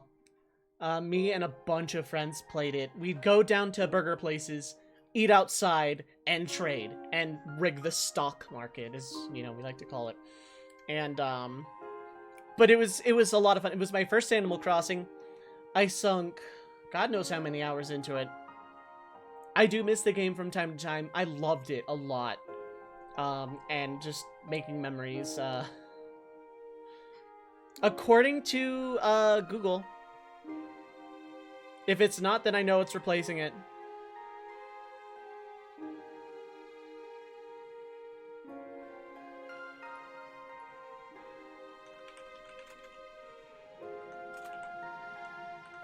Yeah, October 2013. Yep. According to Google.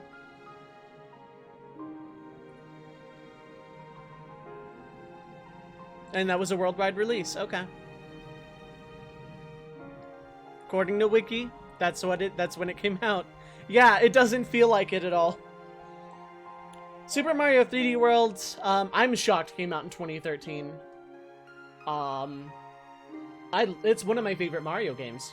And Mario isn't exactly a weak series for me. I love Mario a lot. I love platformers. And Mario 3D World, there was like 3 or 4 stages I didn't like. The rest of the game was solid gold. I love that game. I have 100% stream playthrough on the archive. In fact, a true 100%. So, like, it's one of the few games I've actually, like, sat down and dedicated to 100%ing. And, I need to beat Champions Road legit one of these days without Rosalina, but what are you gonna do? Wouldn't call Super Mario World a favorite. Ironically, yeah, same. I think I'm starting to like 3 more than World base game. But I like Super Mario World's engine a lot more, if that makes sense. I like the physics and engine and gameplay in World better, but I think as a game, standalone, I might like SMB3 more. The remake of Spelunky is on this list because it's my list, and I don't care. I'm also going to shrink the font now because it's like actually starting to, like I'm gonna run out of room real fast. What am I on now? 20.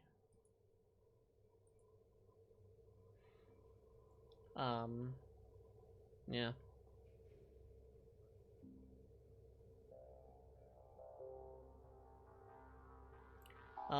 Spelunky is on my list because it was the first game that I played with people in voice chat back in the day.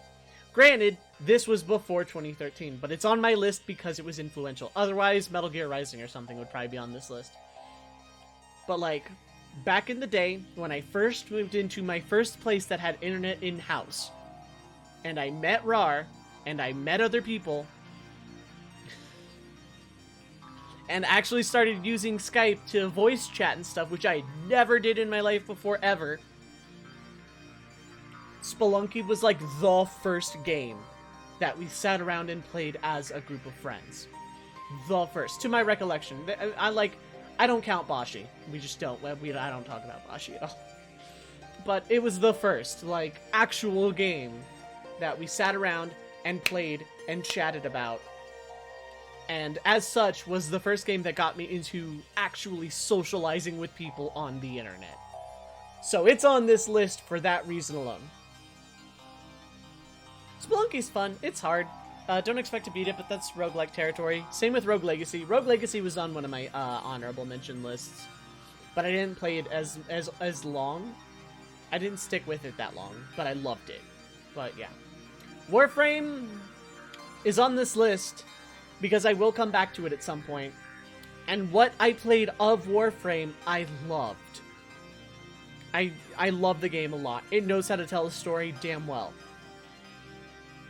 Is it perfect? God, no. But I need to get back into it at some point. And I love the grind of it. I love the play of it. I love it. I do. It's hard, not impossible. Yeah. Spelunky is, you need really good luck, or you need to play a crap load of it to get good. Pokemon XY is on the list as opposed to some of the honorable mentions because despite it not being my favorite series and like my favorite games in the series, I still loved what I played of it. And I talk about it a lot to this day when comparing it to other Pokemon games. So that's why it's on my list. The honorable mentions include Metal Gear Rising, Don't Starve, Poker Night 2 because of IRL reasons, GTA 5 because I haven't played it yet or else it'd probably be on this list, A Link Between Worlds because I loved it but it didn't stick with me at all, Rogue Legacy, Wind Waker HD, and FF10 Remaster. Those are my honorable mentions of 2013. That too. It did take a huge leap from the DS games, which were still pretty solidly 2D sprite-based, to 3D model. It was a huge jump. And the music was good. I don't care what anyone says. XY has good music. But, like, every Pokemon game ever has good music. So, that's not saying a lot. I liked the region. I liked the character dress-up. I wanted to like the plot more. I wanted to like Team Flare a lot more. But again, my thoughts on that more can be found in the previous Around the Campfire, where I go over like all of my opinions on the series as a whole. The only generation you ever touched. It wasn't a bad gen. It's just not great. It wasn't perfect, and it's lower on my list than higher.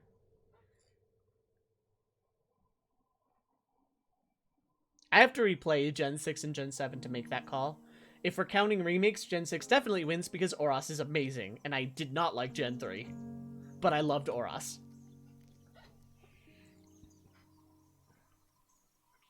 Now then, moving on to 2014.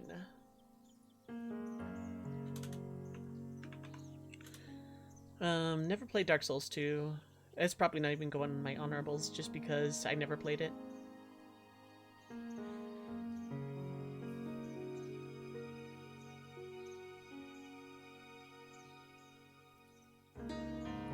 I need to play Child of Light, honest to God I do. Okay, Smash 4's on the list. Because, yeah. Shovel Knight will at least get on.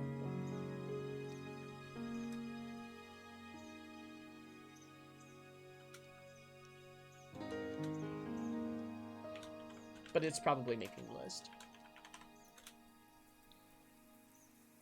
Monument Valley? Oh, I like that game. It's not on the list. I played it once for like a minute and uninstalled it, but it was fun. 2.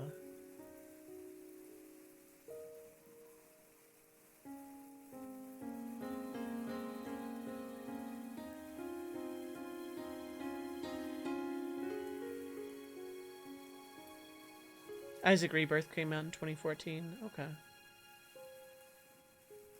Okie doke. Time to browse wiki for like an hour. I should have done this off screen, but then like it lessens the discussion IMO, so we can keep talking about it while I'm browsing.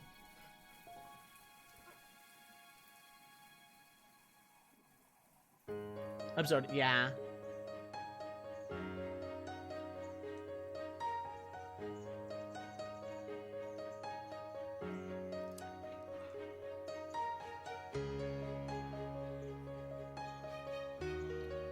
I liked that Sun Moon did something different. I liked that it tried to break the formula at a time where Nintendo was breaking the formula of a lot of its games. I liked the music. The music was really good. Plot was a nothing burger. But, like, after Black White and Black White 2, can you really talk about a Pokemon game's plot, like, at all? Yeah, XY needed a third version or a sequel really bad, and it got nothing. So, like, a lot of those ideas carried forward, and it did not do anyone any favors. IMO. Oh, wait, no, that's... okay.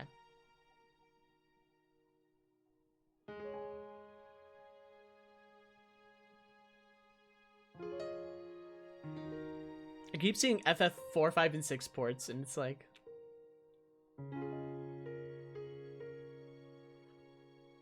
I want to put those on the list, but they're ports.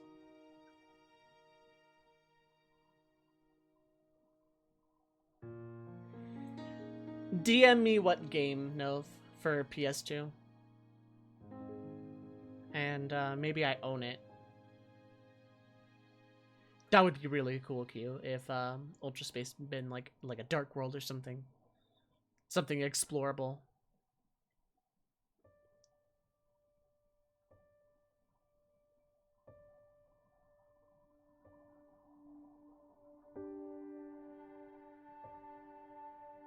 That's getting a mention begrudgingly.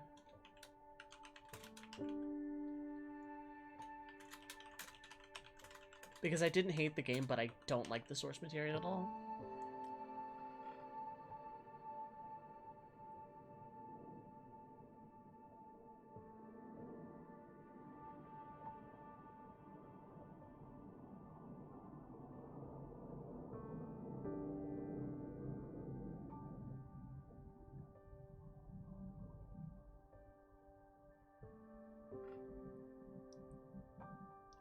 Oh, no, we've... okay. Virtual Console. I was about to say, no freaking way.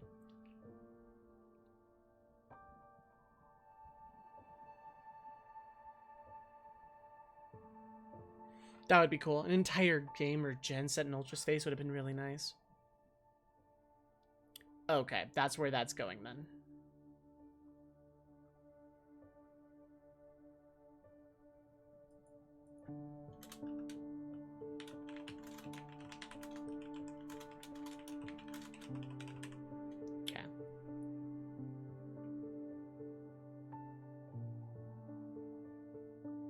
Oh wait, no, I have to amend 2013 because I missed something.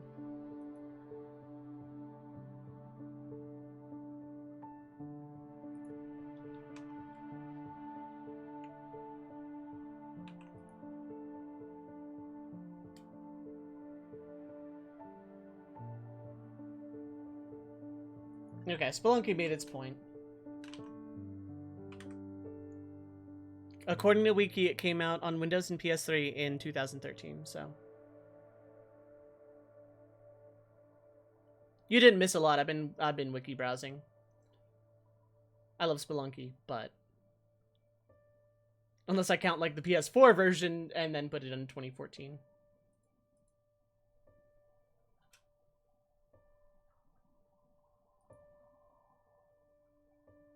And FF14, I will explain in great detail later because it is my personal game of the entire decade.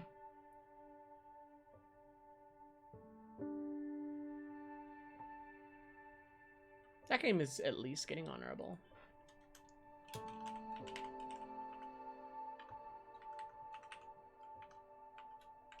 And that game is probably getting on the list at this point. I'll move it otherwise.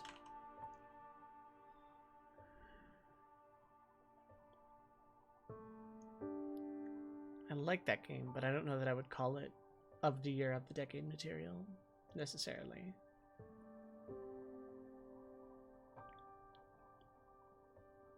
Yeah, Ace Combat 7, yeah. Have prime base stats? Really?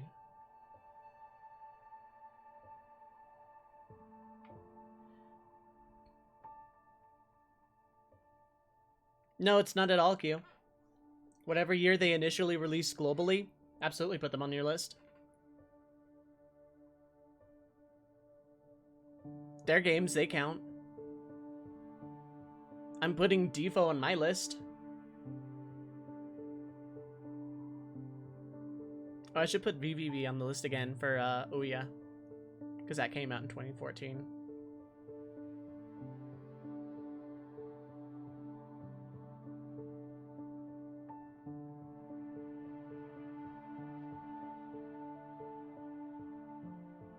That's getting an honorable mention because of how mimetic it was. Yeah, they're not bad for gotchas.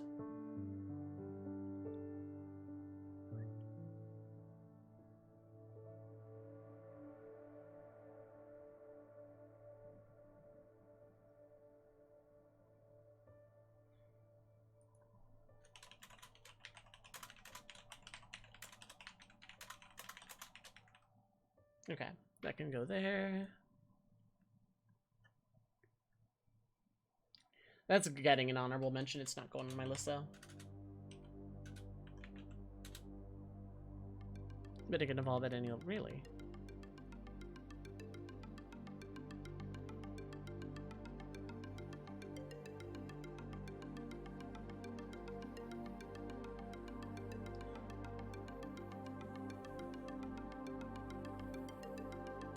It evolves by knowing Dragon Pulse. Oh, okay, so it's one of those.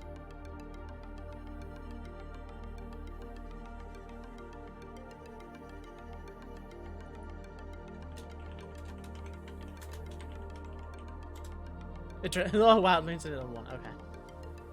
Got it.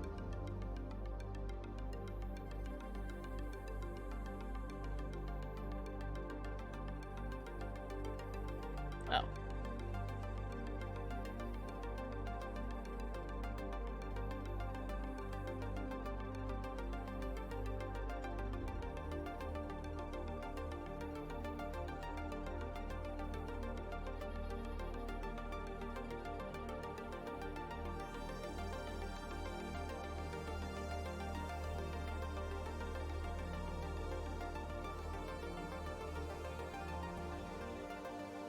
Oh, that's easy.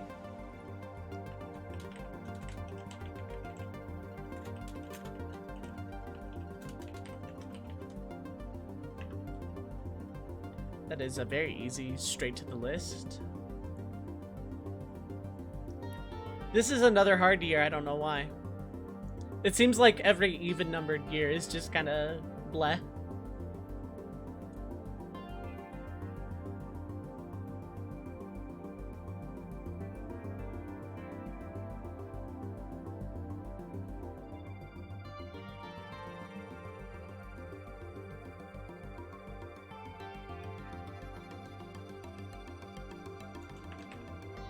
Those came out in the same year. Okay.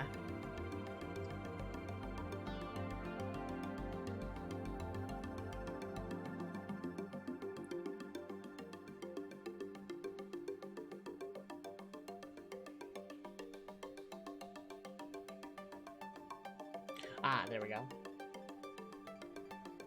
Those are absolutely going on the list.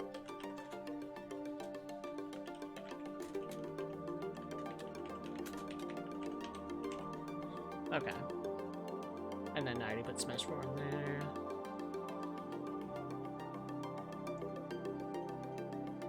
Afterthought. Oh, okay.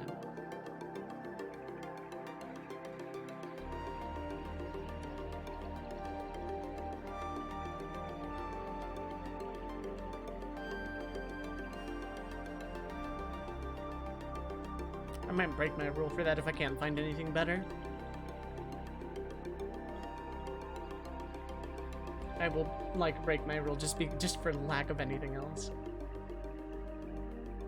Oh, it was Android, dang. Because I refused to put The Last of Us on my list. I didn't care for it.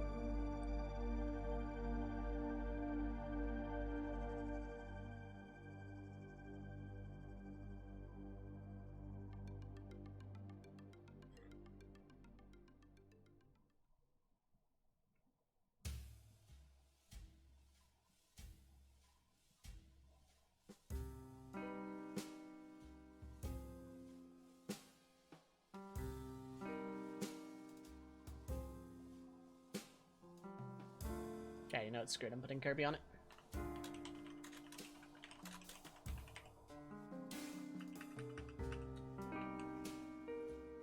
Cool. 2014. Smash 4 is a given because it is a Smash game, and I played the heck out of it. And I loved it. I love the Wii U. Hot take, it was bad financially and is problematic, you know, in terms of that sort of thing. But, like, I don't know. I like the Wii U. It had a good library. It didn't have the best library or a great library, but I liked it. I liked it for what it was. And it wasn't this thing that, like, a bunch of cavemen can go on stream and smash because we break old thing because we have new thing. And any other reactionary garbage, so, you know, yeah. Shovel Knight is on the list because, I mean, I've only played through it once, but it is still getting attention and it is still getting worked on to a degree. And, you know, I you know, very, very solid, like one of the first, if not first, like modern indie games to get recognition on a higher scale. Like Shovel Knight getting assist trophies in Smash was a big deal back in the day too, and that sort of thing. And it's still really popular. It's like one of the go-to indie games, and it's a really good game. Borderlands the pre-sequel because it is tied with my favorite Borderlands game.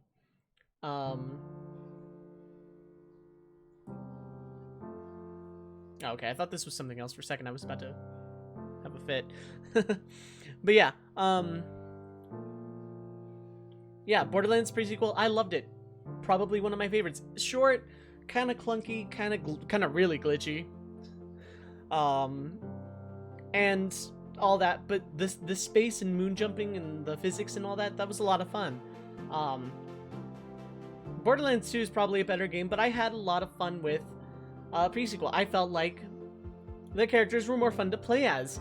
The Vault Hunters were more fun to play as in pre-sequel than in 2, in my opinion. And by that I mean Athena. Athena's like my favorite character in all of Borderlands to play as ever. So, you know, that's why it's on the list. Pokemon Oros is on the list because it is it carries Gen 6 if we're counting remakes. Oros was very good. X and Y was good but not great. I didn't like Gen 3 at all. Oros, brilliant, loved it to pieces, was fantastic. And Oros did something unique that no other Pokemon game has done since, in that it gave you an old school Final Fantasy airship in whichever Lati you got. It you could actually like fly around instead of just fast travel. You could actually like fly around, and it was so cool. I loved it. I want to replay Oros for that reason alone. It was so good, and the music was really good. Kirby Triple Deluxe because, okay, I do have a good memory of it. The first time in my life that second time in my life that I'd ever gone to the hospital to get treated for something. That was the game I was playing at the time. And triage and the wait time took so long that I ended up beating like 2 worlds of it while I was waiting for a doctor to just like throw meds at me. So it was memorable for that, and Kirby's been good for a long, long time. Ever since Return to Dreamland, Kirby's just non-stop hit his stride. IMO. Time to lower the font again.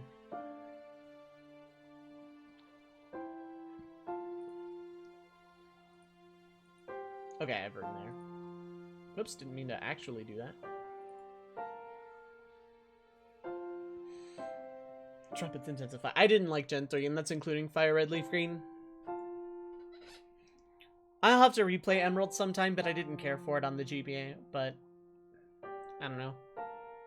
Wasn't bad, just not my cup of tea. By 2019, size 1 font. No, I'm gonna make like a second list here.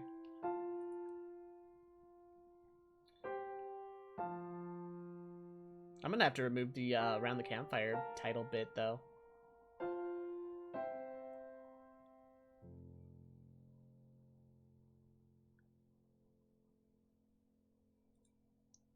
Okay, actually, if I lower it a little more. Okay, I don't know how readable that is, but that works for me. For me, specifically. Alright, now the fun part of 2015, because I think this is when my memory starts to actually keep track of these games. Yeah, we're getting into games I recognize now. Okay, okay. I see a couple good contenders right away.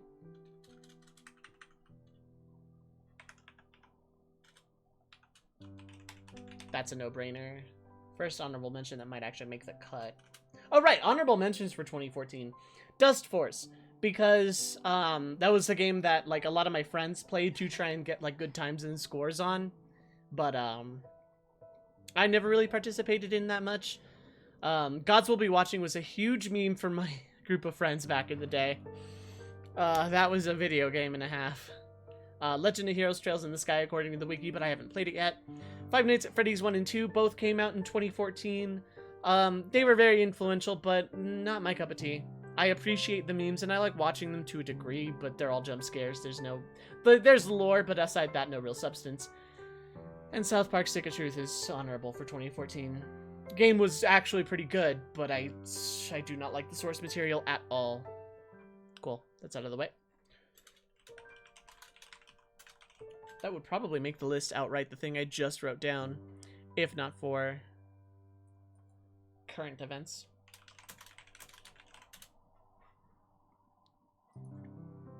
Until Dawn, what a freaking meme of a game that is.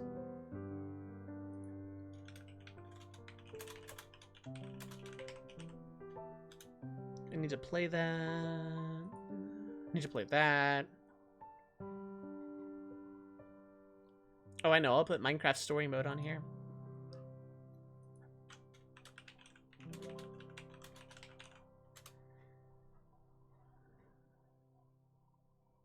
Okay.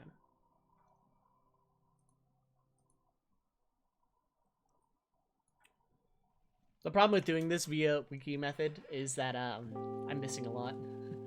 And like, not missing a lot, but like, I'm catching a lot of false positives in remakes and ports and stuff.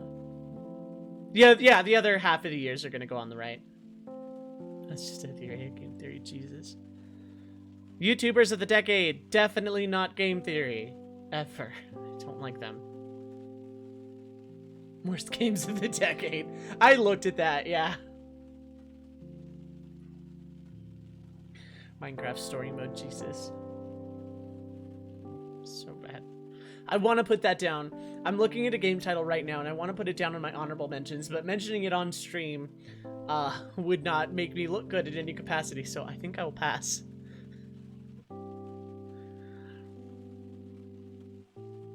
That's getting an honorable. Actually, no, it's not. I've seen one played. I need to not have such, Do I count? I'm counting it as honorable.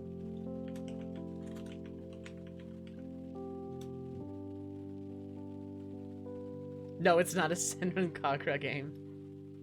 It's worse. That's you can guess. I want to count that, but it didn't add anything, and actually it wasn't even a good HD edition. Heroes of Might and Magic 3 HD edition on Steam is awful because it doesn't have the expansion packs and never freaking will, and that's the reason to play Heroes 3. I watched Proton John play like the pinball game or whatever. How those games are not banned on Twitch, I will never fully understand.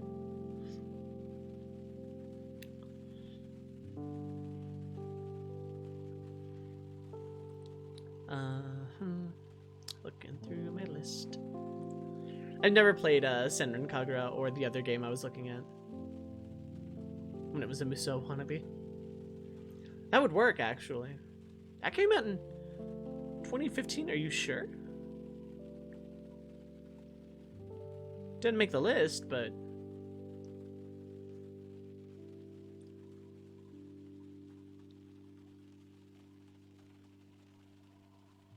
I don't know that I'm gonna mention the FNAF series outside of Honorable for the first two games, just cause yeah, it's a fine series that should exist. I'm just mad I didn't think of it first, because it's like if I could ever actually just make a game that takes relatively not that much effort and sell it for $1 bajillion and have it get stupid popular, I would too, and I would keep pumping them out until that cash cow just like was a skeleton. Until its skeleton crumbled to dust, I would milk it forever. Yes. I have no problems with Scott Cawthon at all. At all. Are they good games? No. The lore's interesting. Are they good though? No. They're just jump scares. 3 was a good tactical game, I guess. And I wish I could churn out a game and have it get stupid popular and make $1 bajillion.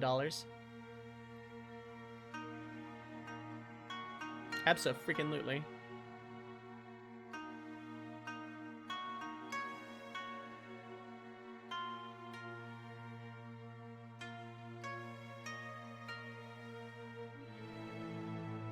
I'll put Slender on my list. There we go.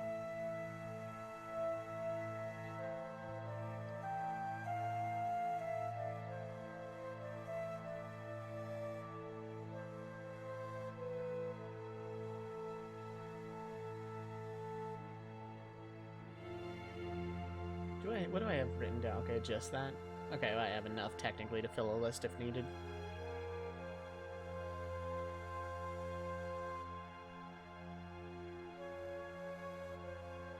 Happen any day now. Maybe then I'll find. I own it on PS4. I don't know why I haven't played it yet. Oh, that was that. Okay.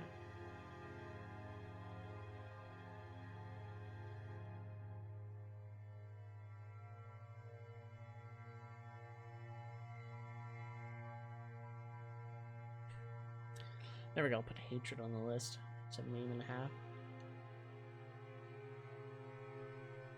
Turning criticism into a main feature, yeah.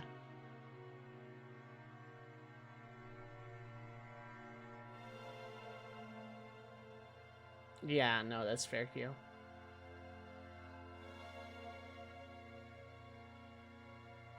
Bloodborne might make my list even though I have not touched it yet.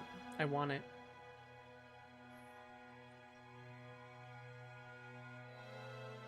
Until Fortnite became popular. I wish I could help fix that too, Q. Just because that would give options.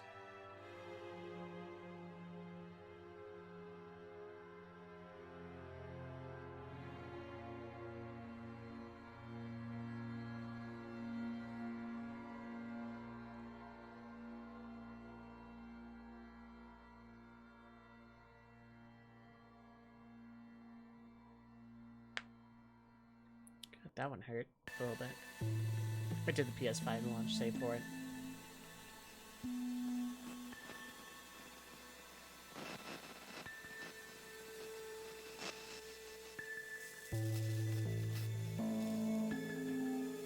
Oh yeah, there we go. I'll put PewDiePie Legend of the Brofist on my list. There we go. Yeah, it'll have that. That'll be good.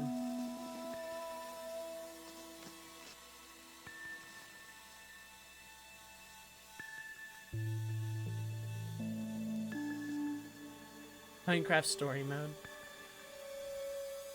Yeah, I did write that down as honorable.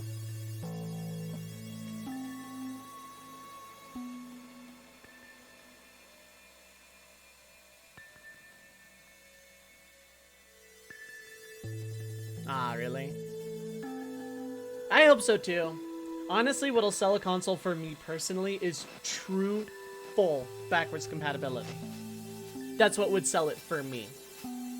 Will they do it? No. They're pretty clear on backwards compatibility being like a thing. But,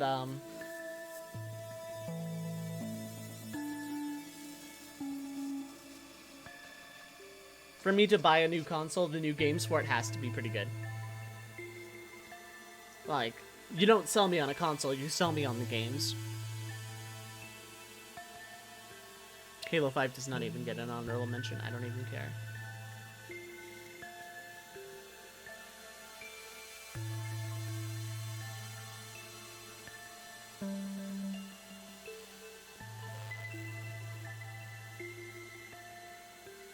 Maybe. I didn't play that one very long.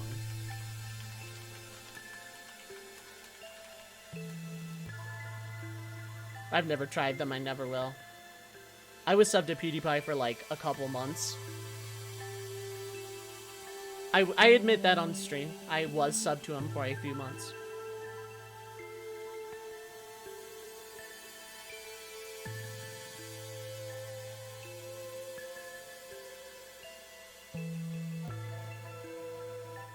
Okay.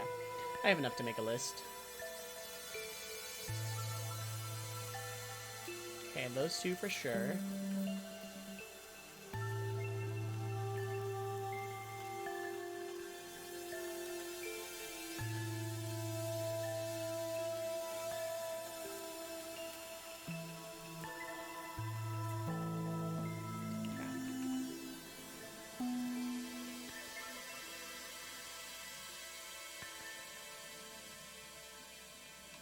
Cool, I have my 2015 generic mobile games with late epic Mei skin. Yeah, pretty much. They can announce games all they like. At this point, unless it's from a series that I know is not going to screw me over, I'm pretty much not caring about pre-hype for new IPs in this day and age. And I earn a little bit more than that.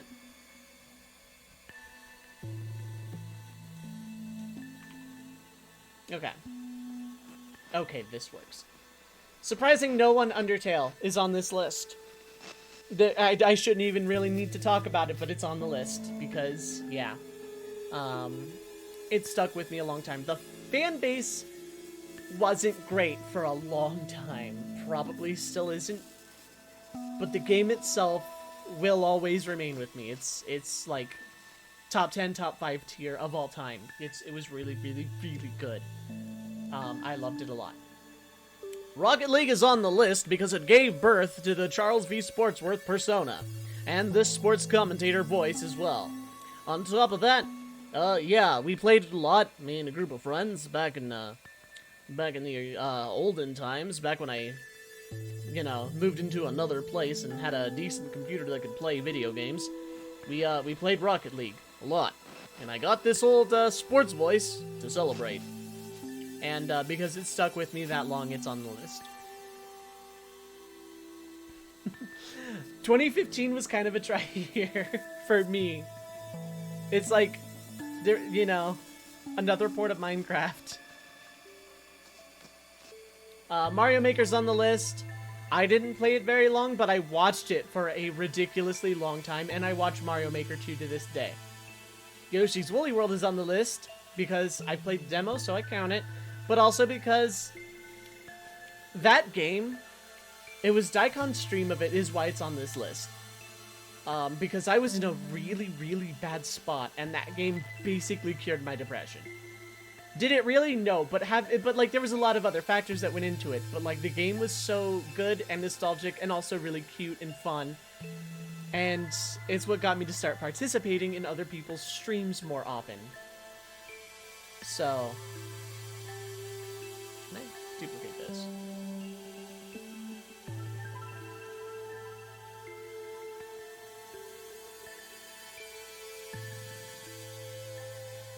Can I change something on this and not have it mess up the everything else? Yes, okay. So let me hide this. Move it down. Move it over.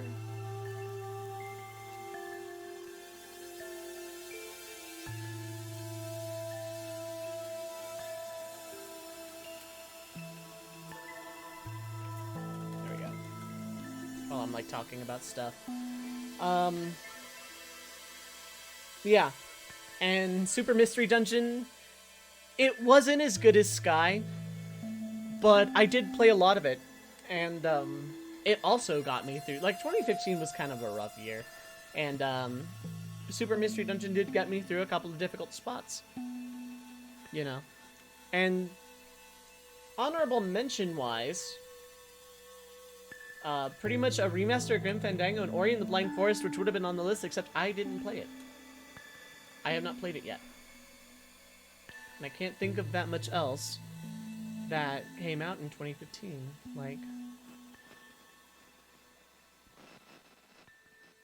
Like Witcher 3, I never played, and meh. Bloodborne. Bloodborne gets an honorable, actually, but, like, I haven't played it yet. Otherwise, it would be.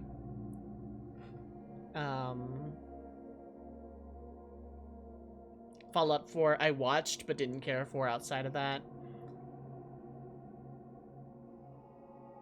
Tales of the Borderlands is just not my cup of tea. I don't like the Tales of games. I don't like Telltale games, really. They're not my cup of tea. I don't hate them. They don't need to not exist. They're not my thing. 2016. I am not counting the Final Fantasy XIV expansions, even though Shadowbringers is probably my game of the year. I'm just, if I've been brought up yet? Not yet, no. I don't think it's going to get an honorable on my list either. I haven't played it, probably don't care to. Gameplay was good, but like, it was a good game, but not necessarily like a good Metal Gear.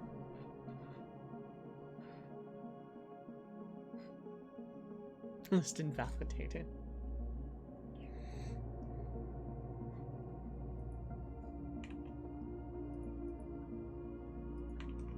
My list is literally just for me, but I don't want to count every single FF14 expansion. Because they all would be on my list otherwise.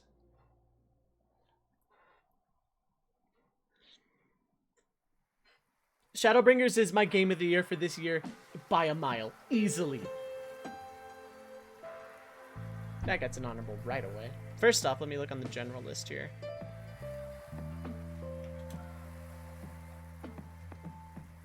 I list Stormblood because it introduced Red Mage. Deal with it.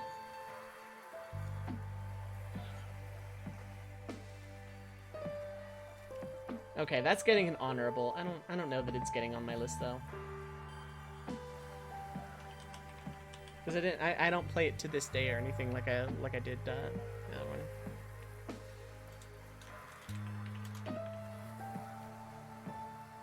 Okay, that is getting on my list, and I don't care. I will fight people. Did that really, though?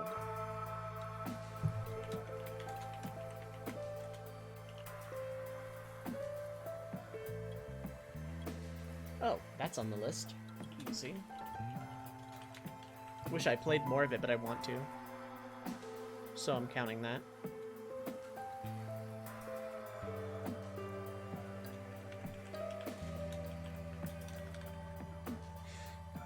This point for the meme. That's getting an honorable just because I haven't played it yet.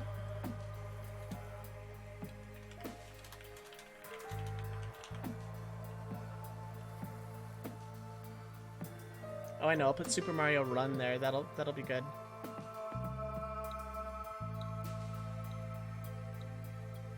That gets honorable. Just because that was a good little bit of time while I played it, but it didn't exist outside of that.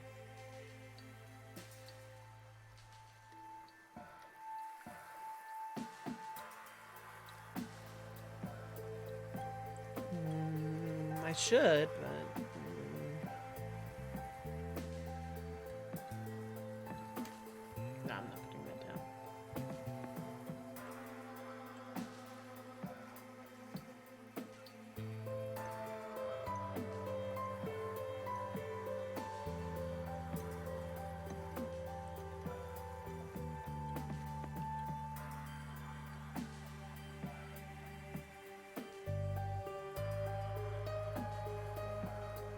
I need to play that more too.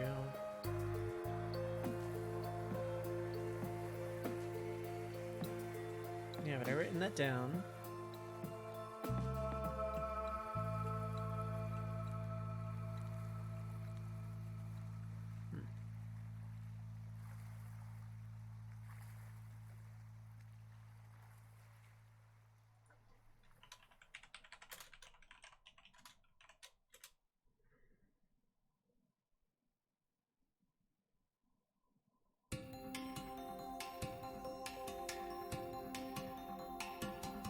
Nothing like vibing while scrolling Wikipedia.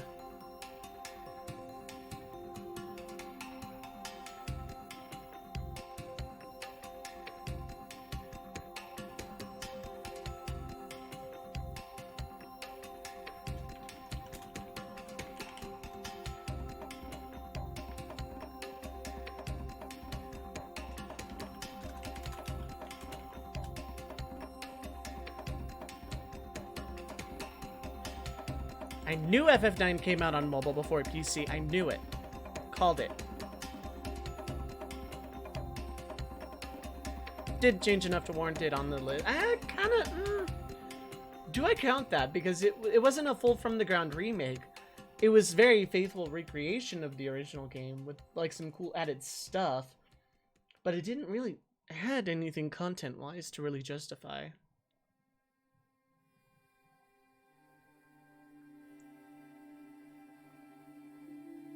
FF9 included. You know what? Fine.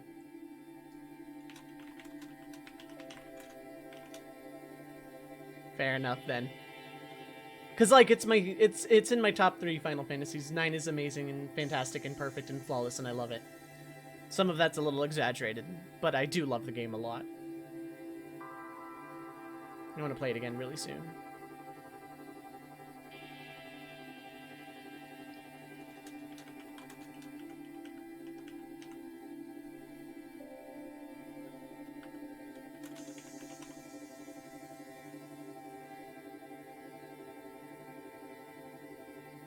That's getting an honorable because I will play it eventually.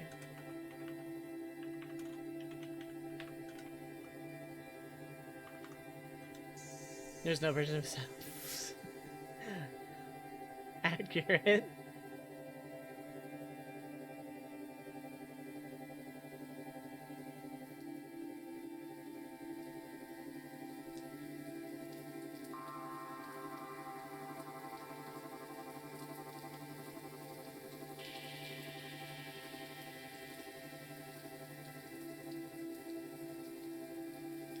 There's no version of Final Fantasy VII where Chief is not actively punching me in the head.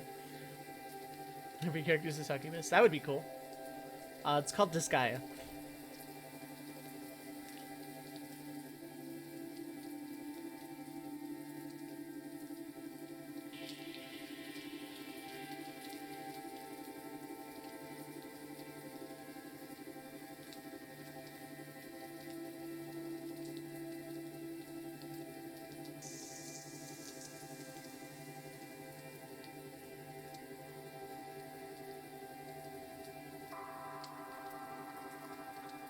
I'm not even close to in rhythm here, and I don't care.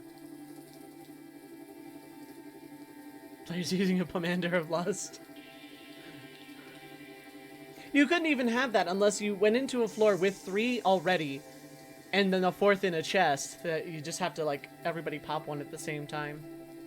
And then the 4th person opens the chest and pops it then. That would be, like, the only...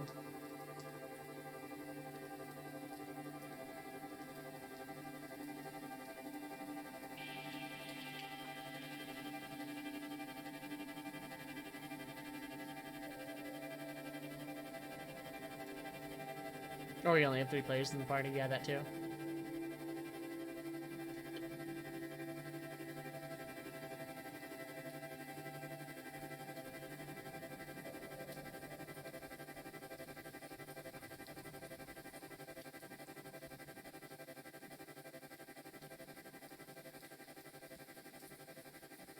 Okay, that did come out that year. Okay.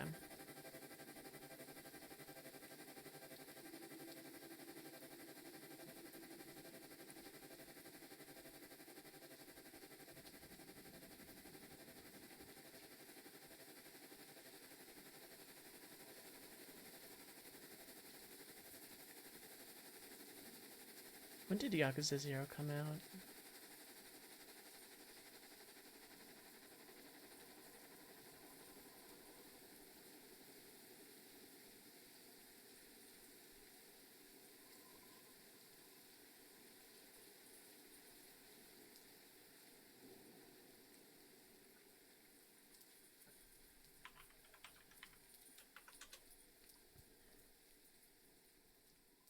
Oh, that was 2015.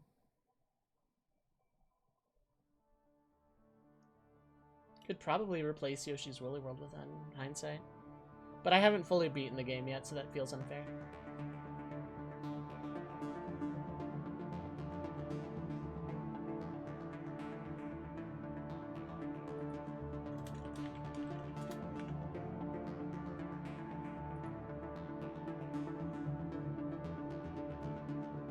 Oh, no, that was worldwide in 2017. Oh, okay. Never mind.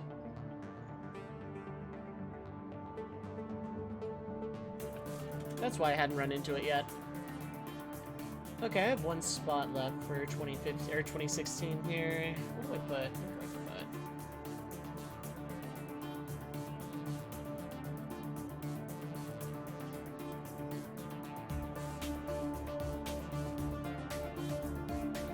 Play Stellaris one day? Yeah, I should too.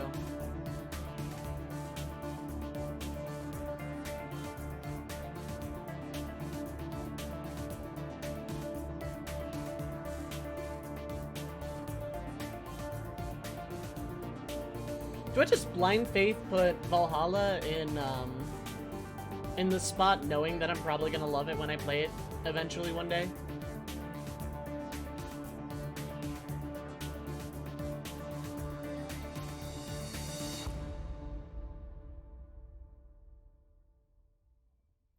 Get some sleep if you need, Q, because it's gonna be a while before I have the full list.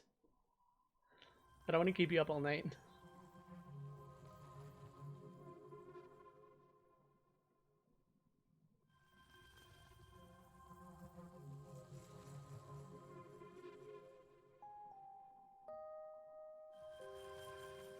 My list, if I want to be controversial about a game I've never played and break my own rules constantly, that's on me.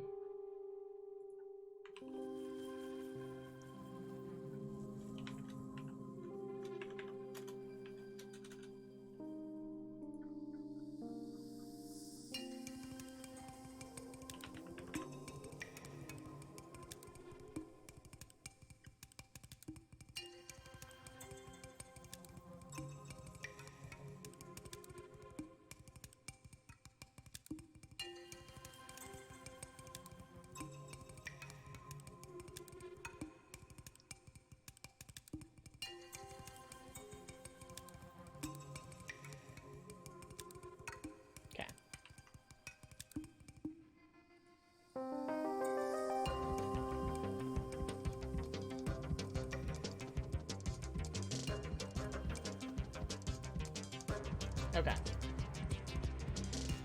So there's 2 Final Fantasy games in 2016, and I don't care. Final Fantasy 15 is on the list because I did love the game. Even though it fell off of my top 5 list because of the DLC fiasco, I still liked and loved 15 for what it was. I thought it told a damn good story, eventually. And I thought the voice acting is some of the best I've heard in a video game in English. Ever. And it's a mainline Final Fantasy that wasn't 13. Of course I'm gonna like it.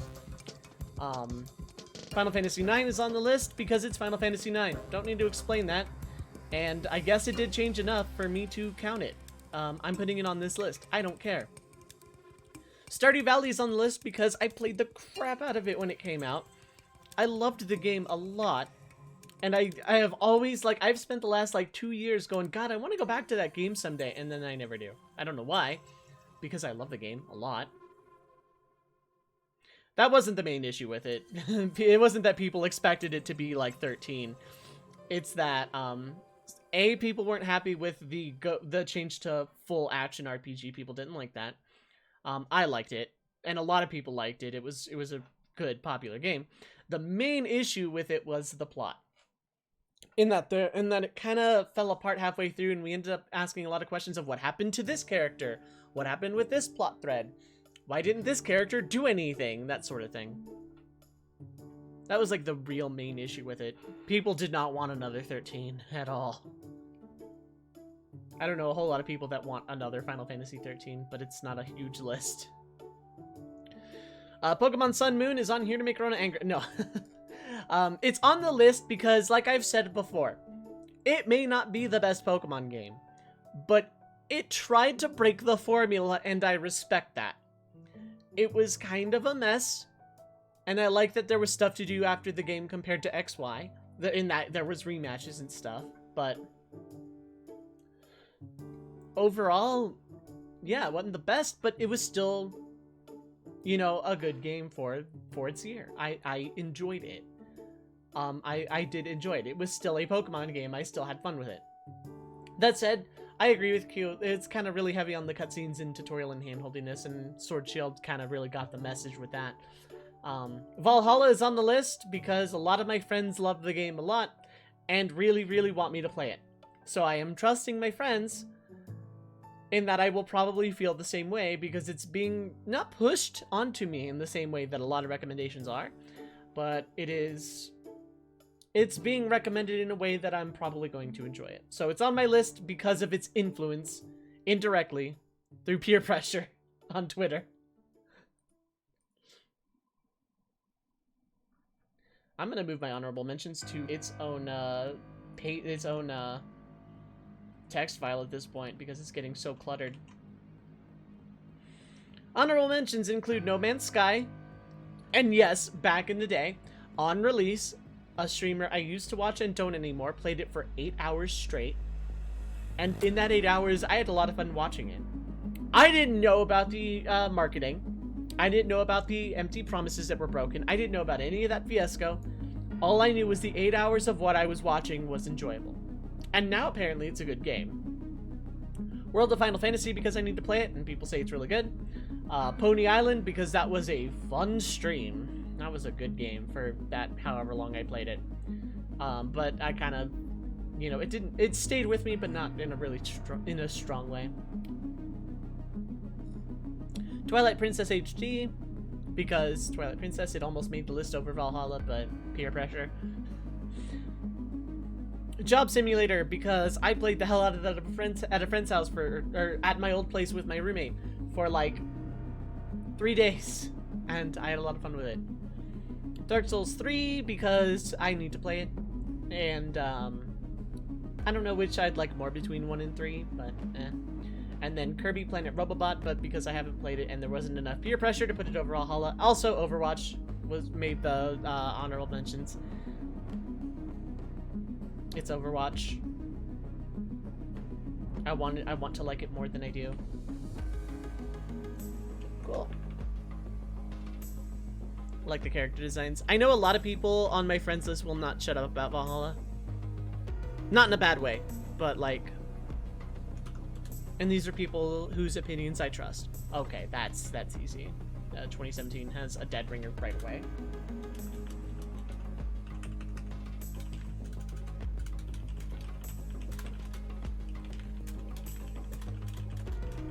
That's easy. That's an easy honorable mention.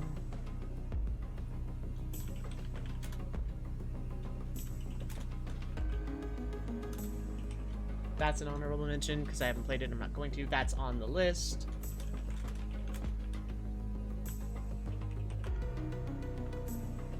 VR is fun. It can be. I've played a few things in VR via my roommate, and I like it. It's fun, but I can't really do it for too long.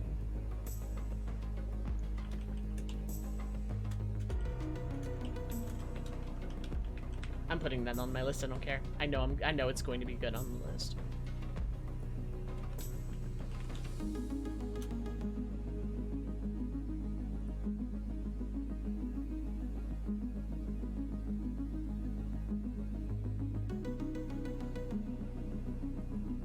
I don't need to put Fortnite on my list because everybody knows what Fortnite is.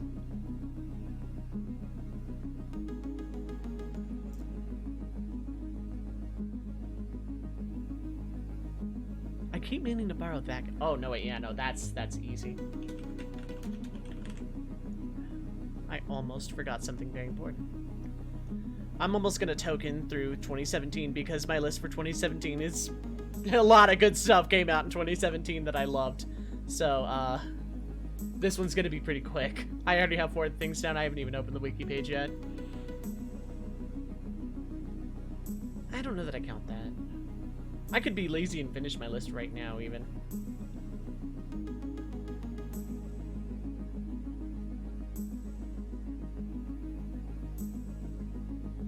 Since we're getting into familiar territory, what games from 2017 did people, stick with? What are y'all's?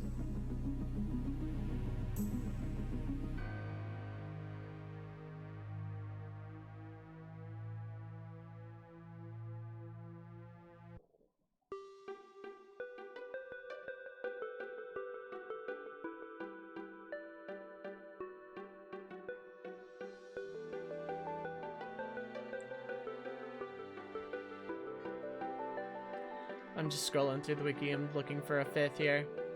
This is a pretty easy list to make, IMO.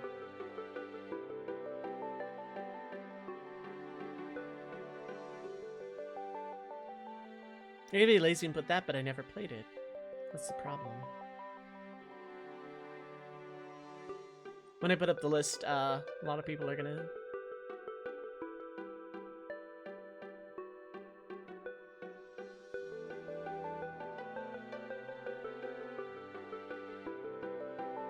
Nothing like vibing while scrolling Wikipedia. We're almost done. We have this year, which is basically done, and then 2 more years.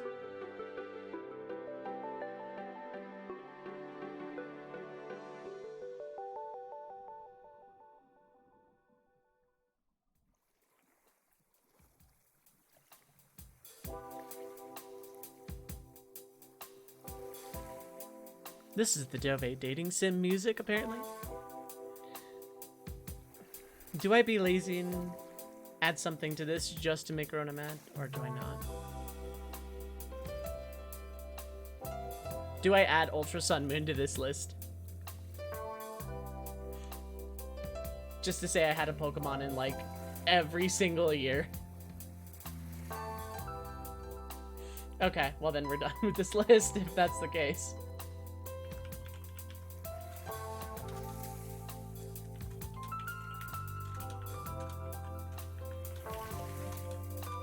Easy. Unless I can find something, like, way better. Ooh, actually, maybe. Maybe.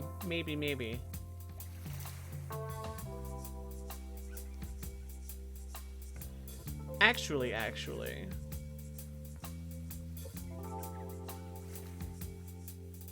I haven't played Let's Go. I want to, but I can't justify spending that much on another Gen 1 remake, essentially.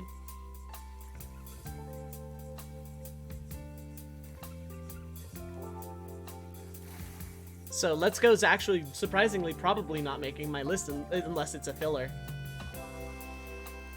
You know what? No. I'm gonna be different. I'm gonna be different. The list is solved, and Ultra Sun Moon gets an honorable mention.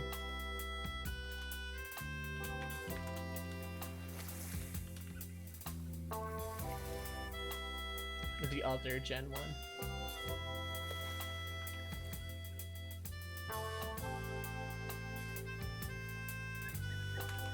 Okay. Breath of the Wild, Odyssey, Automata, Hollow Knight. Obvious. Hollow Knight was my game of the year for 2017 and probably 2018 because it was that good.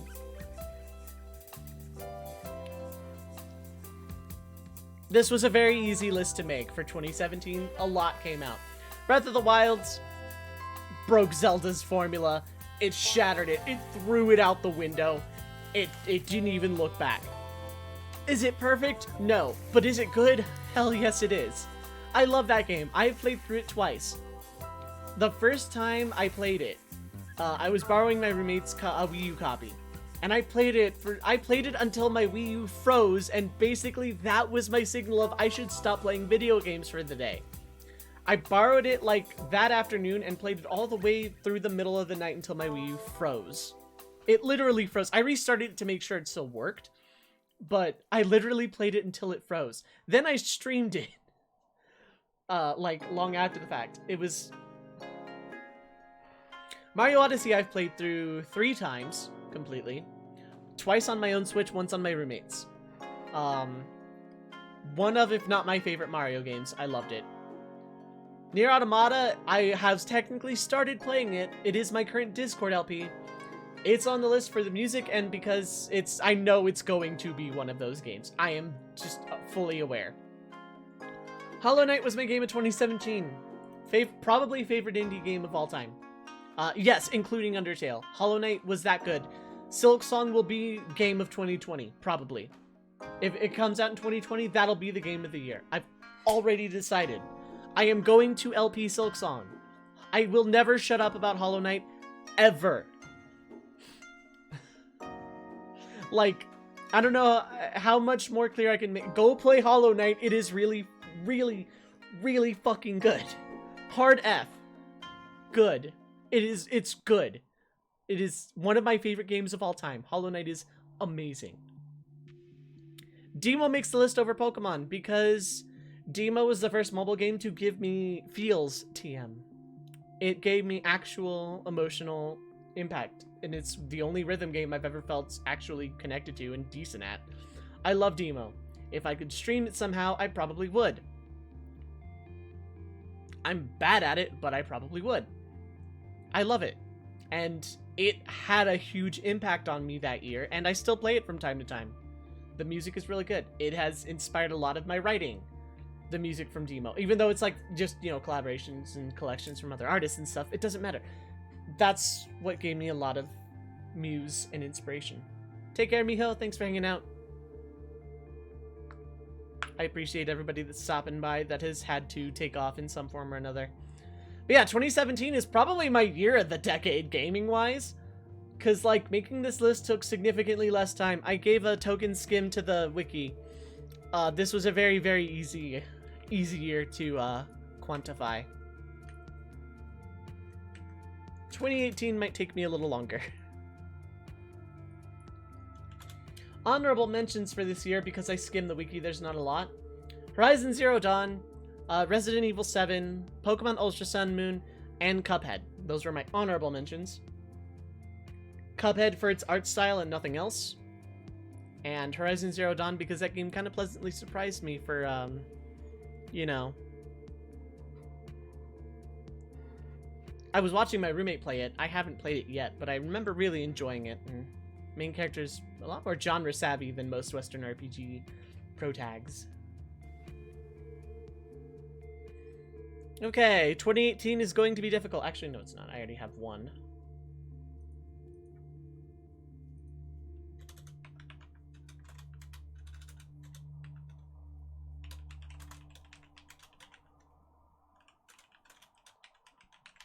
That's easy.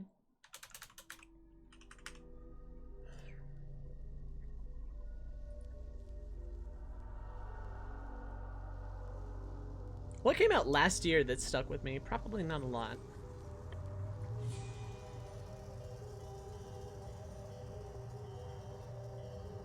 Fallout 76 getting an honorable just because it's a meme.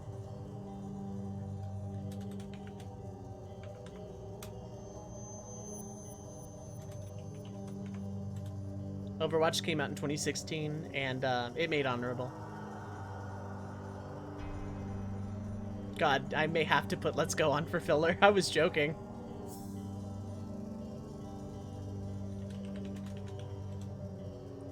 Buy that Buggy Messiah. Jump Force, that might make honorable, I don't know.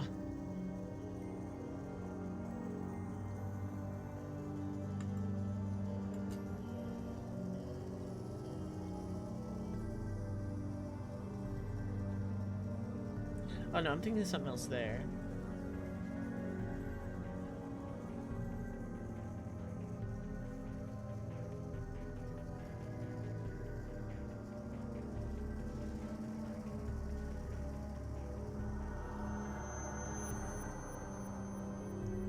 No, that didn't. Oh, maybe it went free to play then. Mega Man 11. I never played Mega Man 11 actually.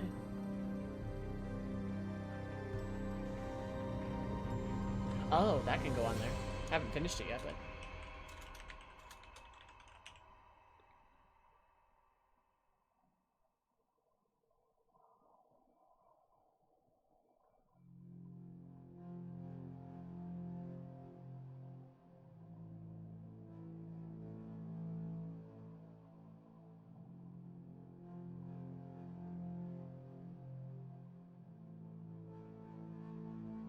Smash Ultimate, yeah, it's on my list.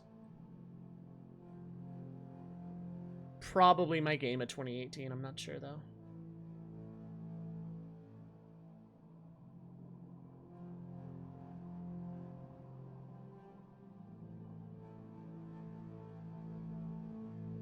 I think it was your number 2.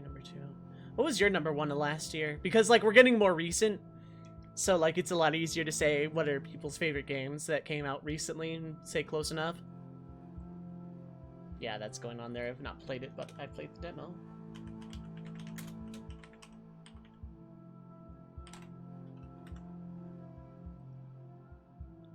Kind of want to put Hello Neighbor on as a meme, but I didn't care enough.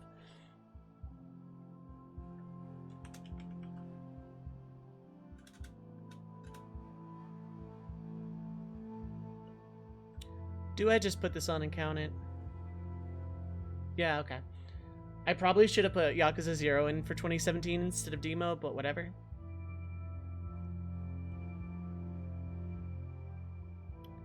I kind of want to count that, but I haven't played it yet, so that'd be kind of unfair. Because if I don't love that as much as I say I will... Tetris Effect. I have an edit function, yeah. I don't want to go overcorrecting myself either, though.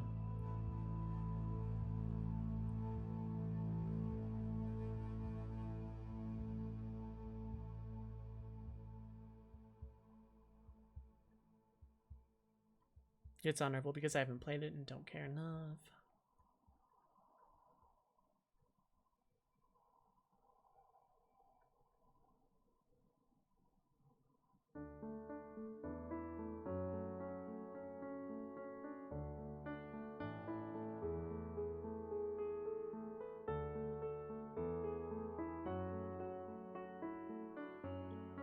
You know what, screw it. I don't care that it's technically cheating, but I'm putting Yakuza 0 on 2018, and I don't care.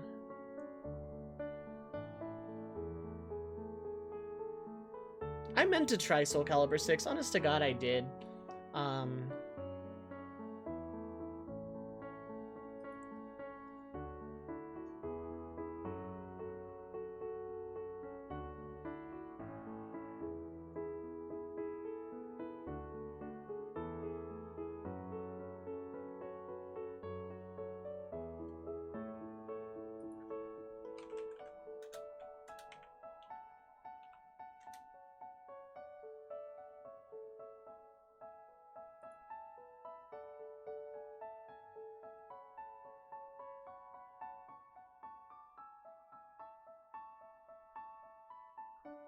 That came out this year. No, that did come out this year. Okay, never mind.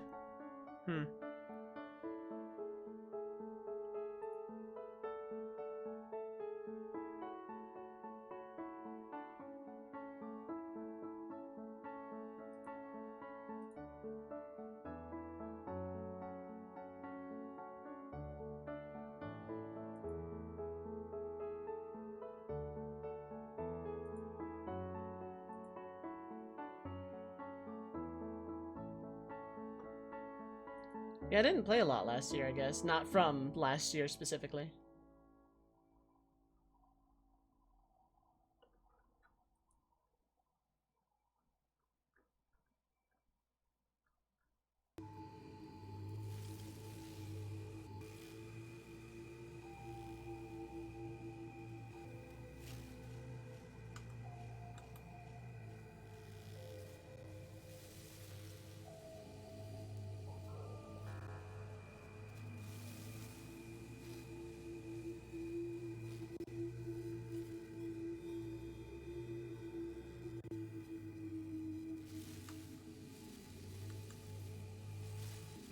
Don't do this to me, mouse.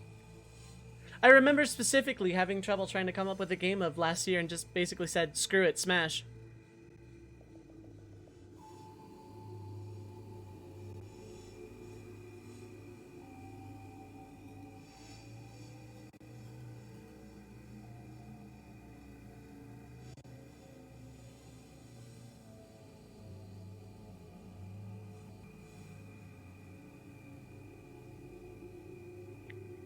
There's a lot of these I haven't played that I should.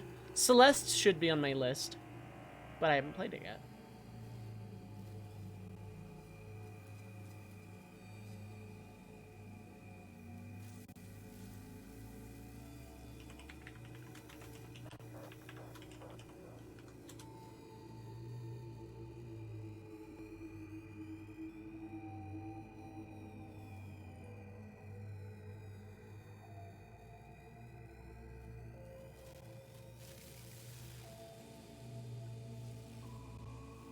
No, I can count that. I haven't played it yet, but it's that, so I can count it. Okay, no, okay, we're good.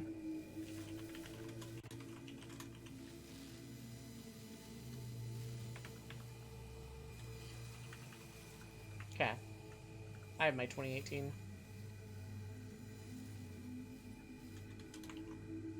Okay. Yakuza 0 came out in 2017. Don't care putting it on the list because it technically came out on Windows in 2018 and I want it on my list, but I don't want to erase demo either. And I also don't have anything else to go on 2018 that I played.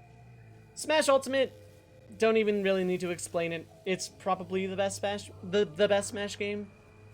Definitely my favorite Smash game.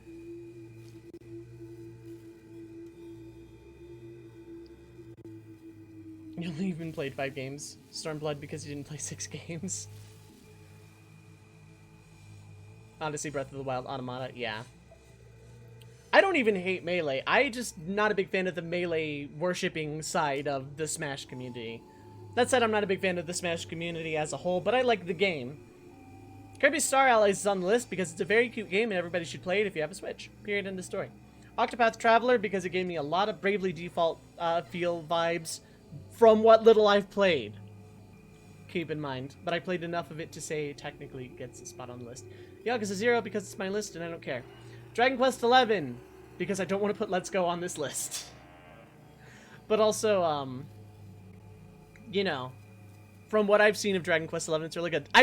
So many games that came out last year that I didn't play. Red Dead Redemption 2 I probably would have put on my list even though it like swept the Game Awards or whatever. I didn't pay attention to the Game Awards of 2018, I don't care. But from what I've seen of my friends playing RDR2, I probably would like it. I probably would enjoy it. It probably would make this list. Because it looks like the type of game that would make that list. Fallout 76 gets on this list because it's a huge meme and I love it. Let's Go's on this list because, or is on my honorable mentions because, I have a Pokemon in every year. Because they release them every year and I like them every year. Deal with it. Celeste is on this list because I really want to play it.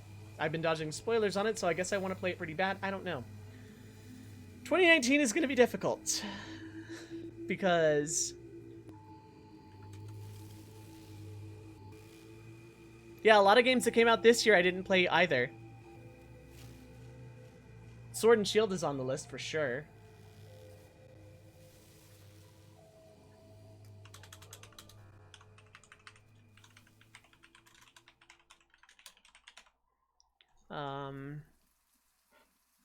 I never played the RE2 remake. I never played Death Stranding. You know what? This is gonna make a lot of people mad. I don't even care. Shadowbringers. You know what? Screw it. Shadowbringers is going on the list. I don't care. I don't care that it's an expansion. It's so good. I can't not.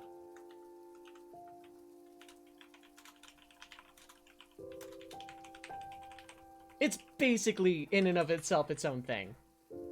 I'm breaking my rule for it. I don't care. It's good. That's going on it because I still play it. This might actually be a short list, after all. We'll see when I scroll down.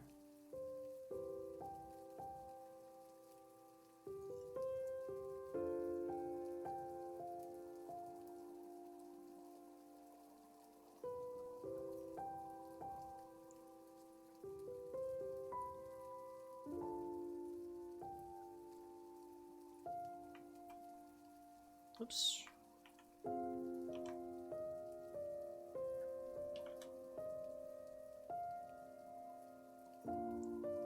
And there was that I could put on.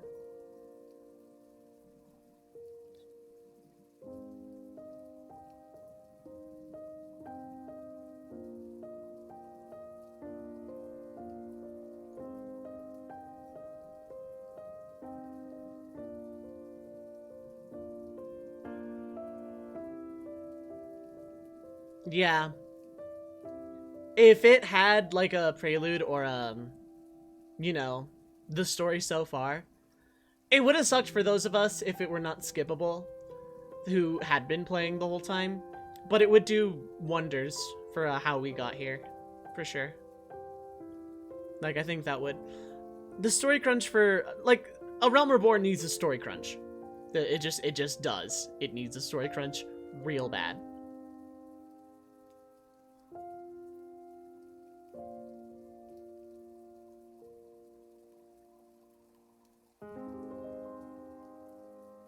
And also I'm putting Shadowbringers on my list because it got snubbed at the Game Awards and I'm still mad.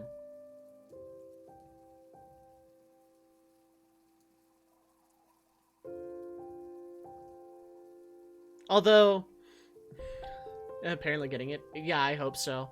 I had heard rumors, so I didn't want to say, oh, when the story crunch happens, because I didn't know for sure. The game is gonna be so much more accessible with that story crunch.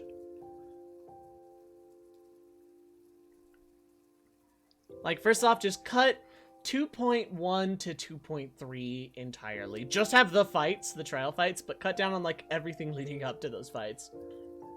Just give us any bullshit reason at all. You know what? You're fighting Rama now. Deal with it. This is your fight. Cue into it. No story reason. Just fight him. And it would be better than actually unlocking him the way you do now.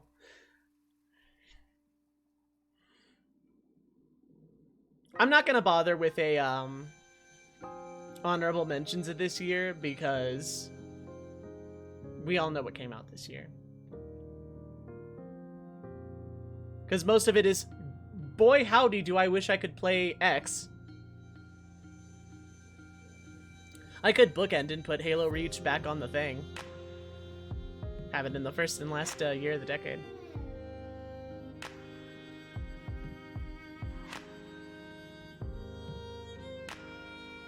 Nah, I'm not going to. I should, I'm not going to though. Like, it would be a funny meme, but it's not actually. I've played like 10 seconds of it. You know what? Okay.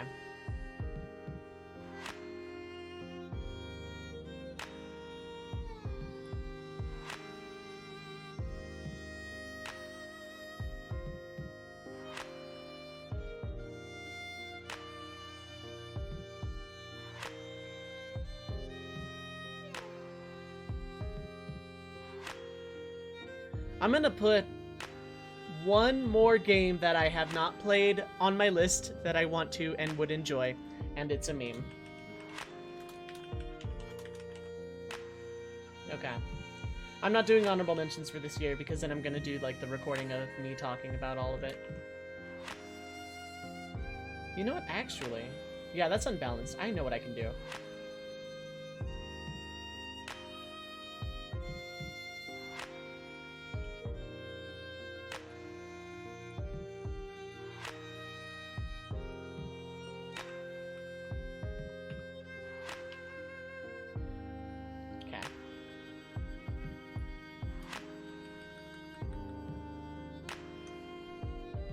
I can make it a bigger font too, a little bit.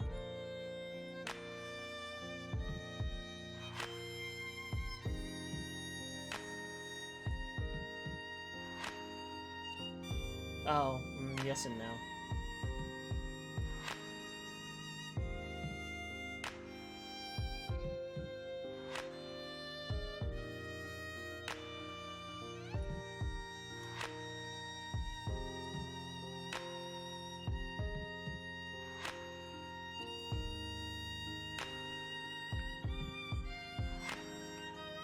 Hey Jojo Box, how's it going? Dream Daddy? No. Basecamp? Yep. To a coward? No. I don't like Reach enough.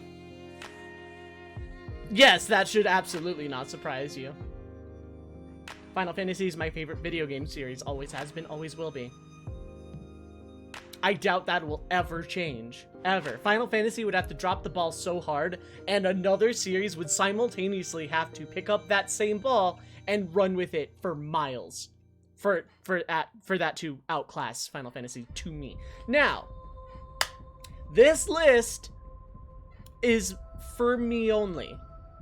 This list is, you know, games that I liked and I found memorable and meant a lot to me personally, you know, in my life, in my opinion, for my tastes, etc. Huge disclaimer for that before we, you know, before people going, where's Persona? Where's Red Dead? Where's Witcher?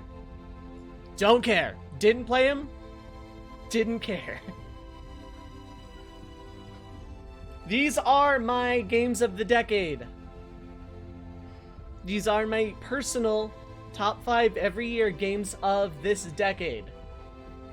So, I will once again sum up. Also, hey, JoJo Box, how's it going? I will once again sum up because, you know, for the sake of the video that's going up on the YouTube. Took 3 hours of me surfing Wikipedia, but you know what? We got here. So, that said... Actually, you know what? No, I'm not even going to sum them up all. You can read. If anyone has any questions, let me know. But, now... Some of this list was filler. Some of it was I had to make some difficult cuts. Depends on the year.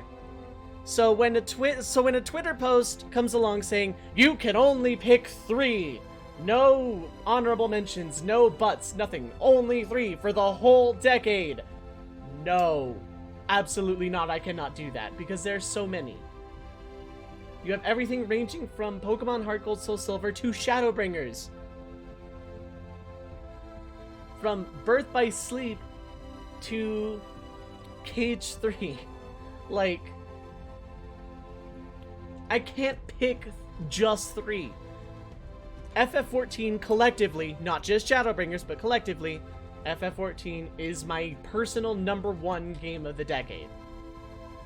But you want me to narrow down 2 out of the other 10, 20, 30, 48 games that I've written down here, plus the honorable mentions I had because, you know, listing. You want me to narrow down 2 out of 48 other games? I'm sorry, but no. Some of that would be easy, like, would I consider Kirby Star Allies another game of the decade? Probably not. But, like, it gets difficult. Because I measure these based on personal enjoyment versus personal impact and influence. For like a second, I own it. I played like 10 seconds of it, just to see how it controlled. It controls very well once I messed with the sensitivity enough. I'm waiting for Halo 3 on PC. Really, really badly want Halo 3 on PC. You have no idea. So for 2019, Pokemon Sword Shield is obvious. It just came out, and it's a Pokemon game, and in my opinion, did better than XY Sun Moon. Yeah, I know, not before April. You want more opinions on Pokemon Sword Shield? Go watch the last Around the Campfire. And you'll get my opinions on Pokemon Sword and Shield as a whole. Kingdom Hearts 3 is on this list. Deal with it. Was it great? No. But it's on my list. And once Remind comes out, hopefully that clears up a lot of the issues that I had with KH3. But also, a lot of my issues with KH3 was the expectations going into it. I will defend Kingdom Hearts on one point. If Kingdom Hearts 2 and 3 were not called Kingdom Hearts 2 and 3 and just had subtitles, the series would be fine. But because there's this distinction between main game and side game, there's a lot of flack. And yeah, 2 and 3 are kind of really weird numbers because 2 wasn't even the second game. If KH2 and 3 had just subtitles and no numbers, it would be fine. That's my take. It wasn't a terrible game. On release, it was very easy and critical mode is very flawed. And hopefully Remind addresses a lot of the issues I had with the plot. KH3 is about middle of the ground for me in the series. I'm gonna do it around the campfire on the Kingdom Hearts series one of these days. That might be my next one, actually. It'll coincide with Remind coming out, probably. So, look forward to that, actually.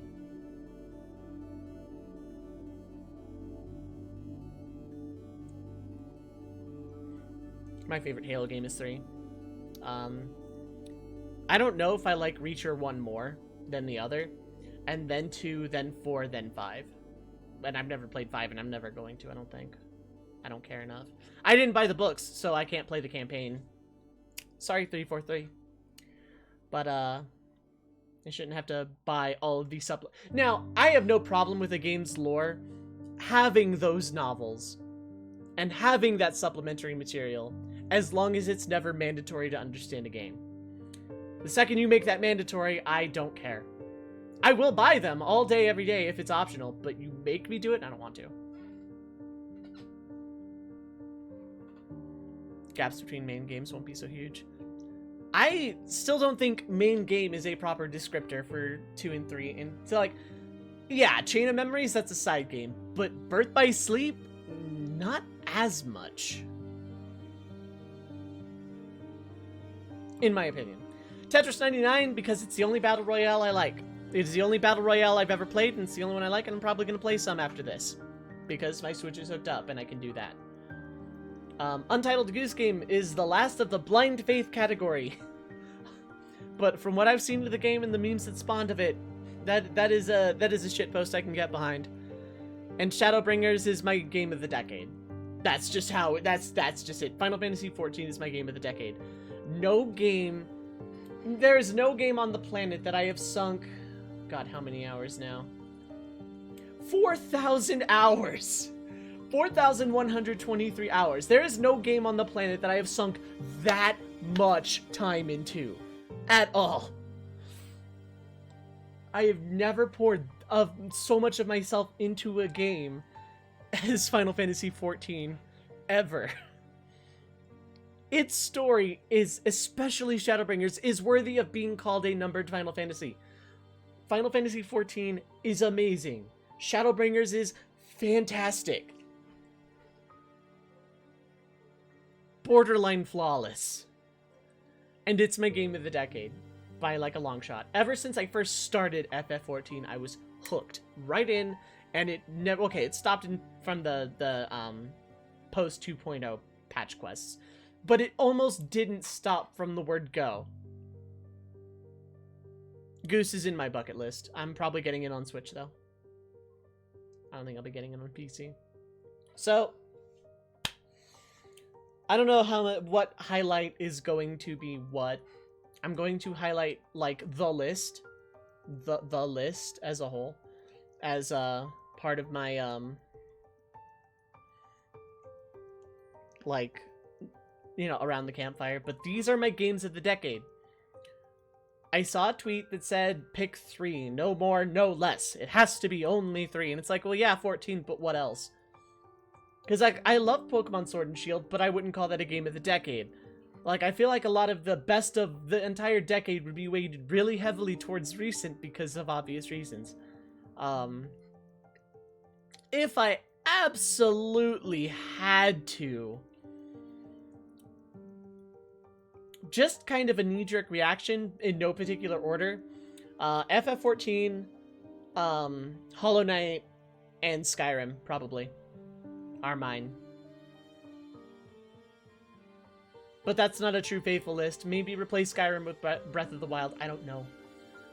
But narrowing down to 3 was hard. Narrowing down 5 per year was difficult, either because I had to make filler or because there was too much, you know? Hollow Knight is amazing. I love it. It's one of my favorite of all time. My best of 2017.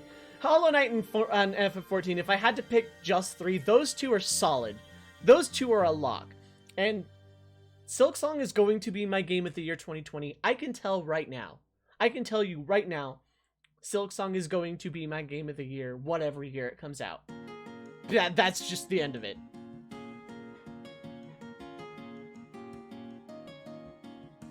No, Fortnite did not make my list. It had no influence on me.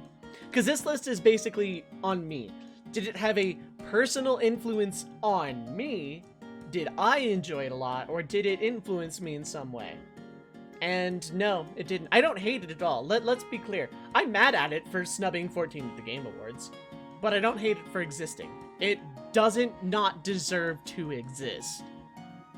I have no problem with it existing. I have no problem with its popularity. I probably might give it a go one of these days, but... Hot take. Like pineapple on pizza, I have no opinion on Fortnite at all. I mean, I have some opinions on it in terms of like the dance stealing thing, but that's something I don't want to go into on stream at all. But like it just as a game, no opinion. Don't love it, don't hate it. It's like pineapple on pizza. I couldn't care less.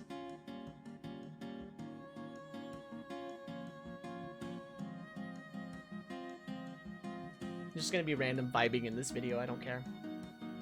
Maybe I'll just say fuck it and highlight the entire stream and let everybody else sort it out.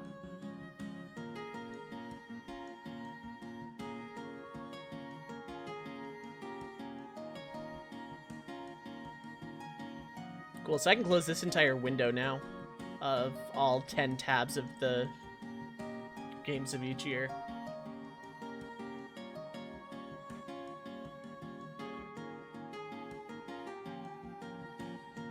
There are other games that would make my list, but I either didn't play them, and there are games on these lists that I didn't play, but I didn't play but wouldn't put on my list without judging. Whereas the games that are on this list that I have not played or played fully are ones that I either know would be adequate for, you know, game of the year that year, or I just know I'm going to like, you know, or you know, I have on opinion. But like, I'm not gonna put Red Dead Redemption 2 on this list because from what I've seen, I probably would like it, but I don't know.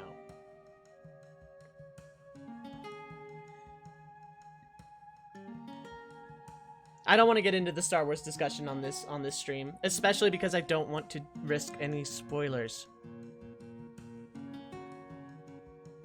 I'm not joking. That's like permaban territory.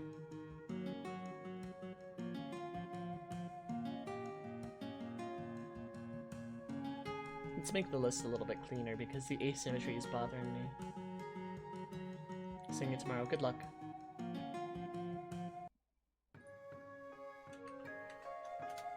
People know it's Legend of Zelda. That way the lists are even. Fallen Order looks good. I actually, you know, the problem with a lot of games from 2018 and 2019 especially is I either didn't have a lot of money or didn't care enough to buy a lot of games that came out that looked neat. I guess that's why 2015, 16, and 17 were a lot easier to fill, because, you know, I played those games. It was a lot. 2017 was the easiest list to fill. 2017 is the year of the decade, honestly, for gaming specifically. 2017 is the year of the decade. That's where, like, most of my favorites of this decade came from.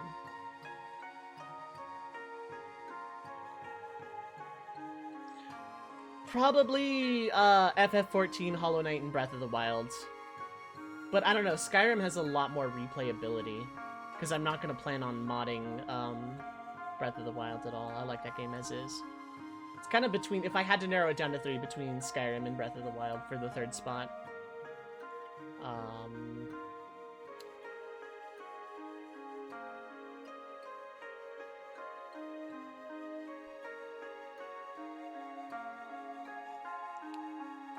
I am really glad the anti-loot box craze is coming up, even if it means killing Defo at some point. When did that game release, actually?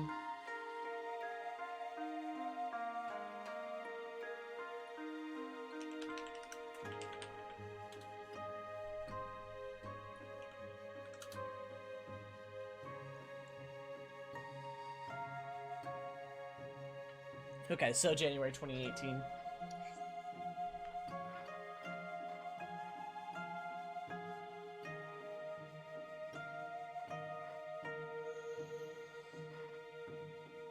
When Opera Omnia dies, I will officially be done with gacha forever. Save your loot box friends from corporate greed, yeah. I don't hate the practice on paper in the sense of only cosmetic things. But it's incredibly predatory, and that's where I have issues with loot boxes. If it wasn't so predatory, I wouldn't care. Because it's like, I played Overwatch. I played the hell out of Overwatch. It's not on my list because I don't care.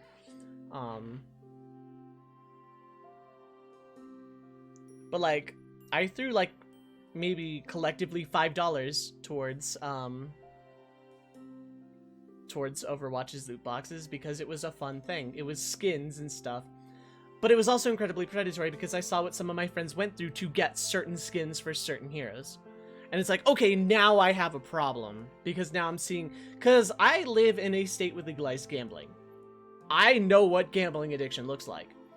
When you walk into a casino after work to kill time before a bus comes to play maybe, at most, maybe $5 in video poker, and the person next to you has just dropped their paycheck, and they leave before you did, that's serious. That's like really actual serious stuff. So I recognize gambling addiction in loot boxes and gacha. I recognize it. That's why the whole, ooh, $1,000 for JPEG thing really kind of rubbed me the wrong way. Because it's like, no, it's gambling addiction. Like, you watch someone walk into a casino, drop their paycheck, and leave empty-handed 5 seconds later. You know, that's the mentality. So if the game I like dies because they crack down on these predatory practices, then I'll miss the game, but I won't fight for it. If it dies, it dies. Will I regret dropping the money into Opera Omnia? Yeah, probably. I already do. But,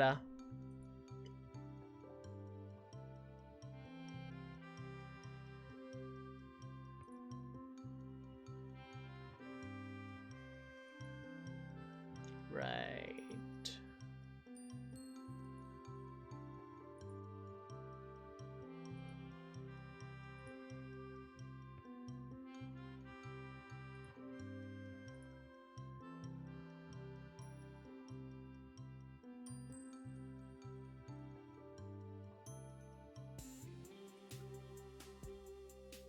Oh, okay.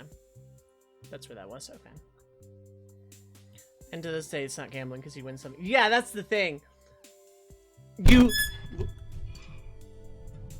Drop my mic. You win something every time. But you're not playing to win something. You're doing those gacha pulls to win something specific. That's the problem.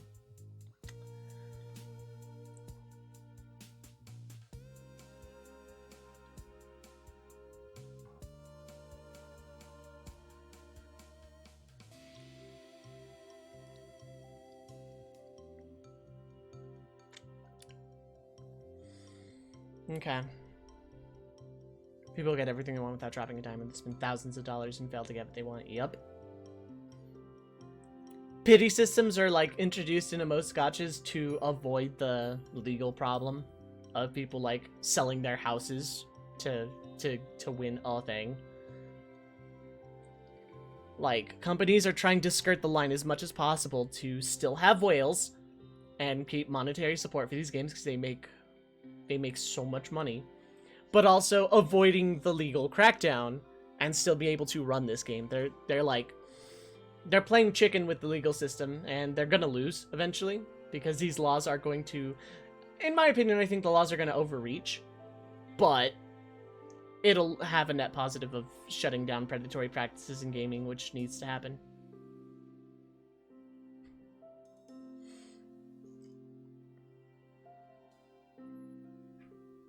I will admit that I have dropped money into Opera Omnia more than I would like to admit. Underestimate the powers of lobbying.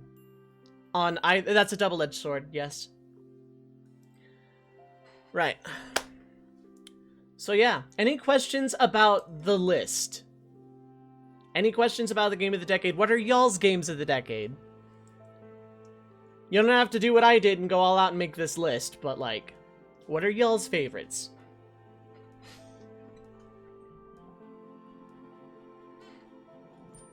Staring directly at the chat box.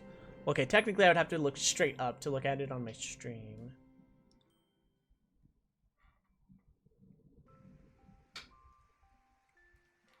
Red Dead 2, but only the first 150 hours. Only the first 150 hours. After that, the other 300 hours, it falls off. If I played Red Dead 2, it'd probably be on my list. I saw some friends play it. It looked fun. But...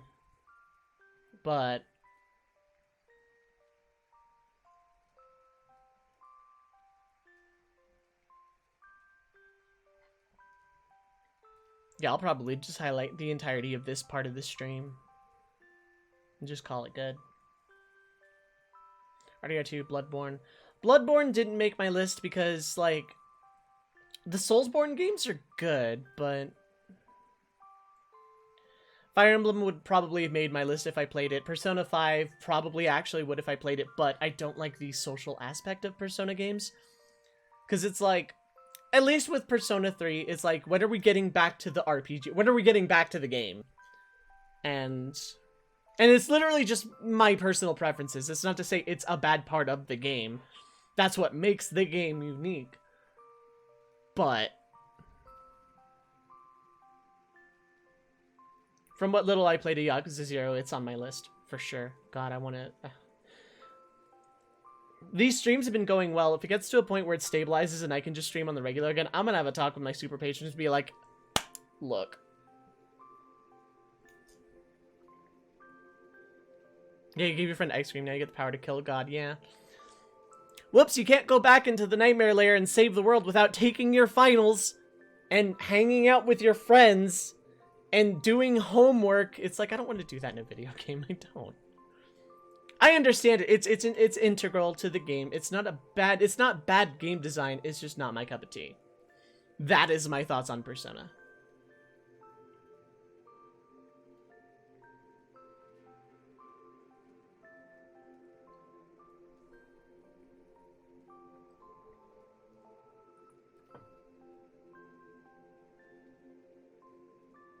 Yo, Fang, what is up? Hi, hello.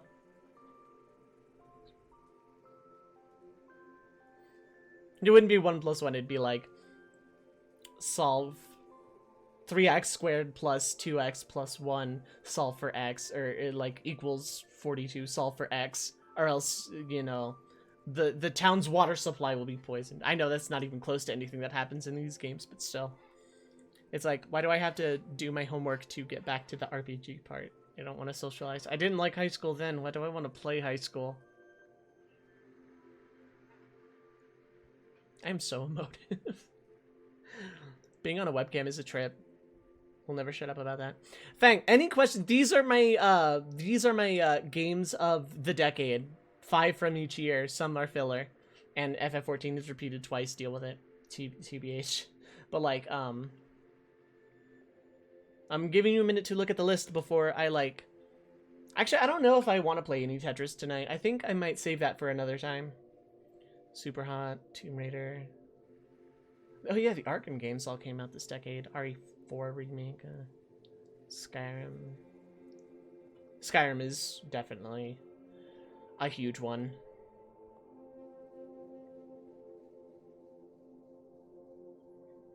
Because, like, I went over each game and my thoughts on each game as to why it was a game of the year for that year. And, like, fave versus influential.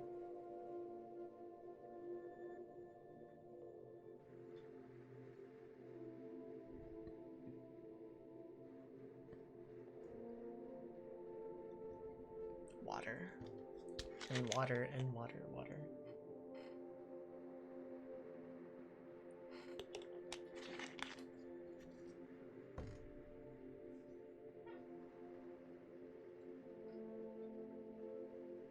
Limbo Inside. I didn't play either of those enough to relay. Because the games on my list that I didn't play are ones I know would make my list.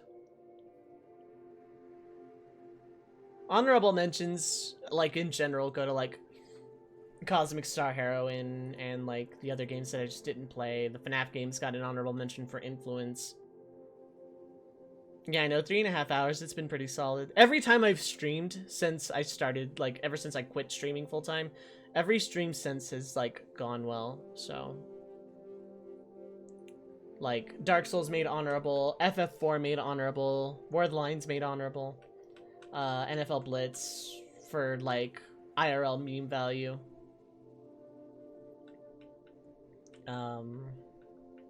Metal Gear Rising,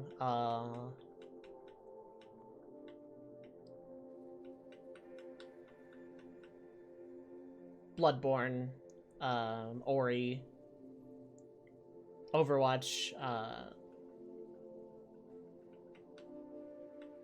Horizon, RE7, any Pokemon game that did not actually make the list, that sort of thing. Fallout 76 for influence, not because of favorite, but because it is so much fun to, like, to this day, you can get some news about Fallout 76 and find out it's like from a day ago and be like, God, what happened with that game this time? And that's fun. That's value. That is quality entertainment, and that's the point.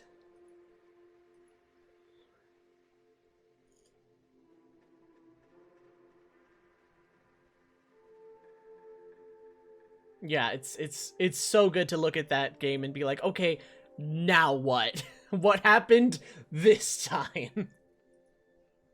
Apparently, this time is people found out how to hack in the models. Oh, here we go. I'm gonna blip for a second. That's a good sign I should stop, though. But, like, the latest one is people found out how to hack in, like, Fallout 4 models and stuff into the game. And I'll have to look into that later, but yeah. So I think I am going to cut it here. I was going to play some Tetris, but I think I'm going to cut it here. I'm very tired. I have not eaten at all today at all. I'm not starving, but I should, like, get something. So I might meme host someone, but I'm going to look through. See, I'm always going to look through my lower viewer list first to host people like, you know. I didn't care for Life is Strange. The Witness was a good meme between my friends and I, and that's about it. Any final thoughts, especially Fang, because I know you just got here, before I cut, unless my internet decides to do that for me, which it just could. I don't know.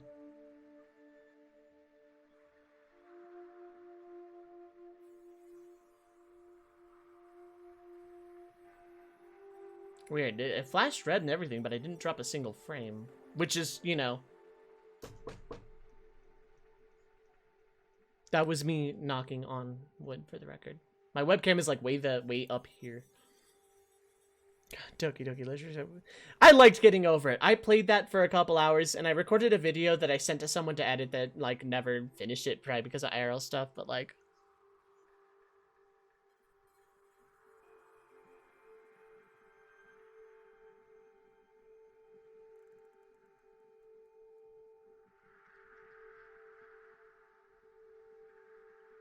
Okay, none of my under 20s. Let's mute this so I can mute this so I can unmute this. Perfect.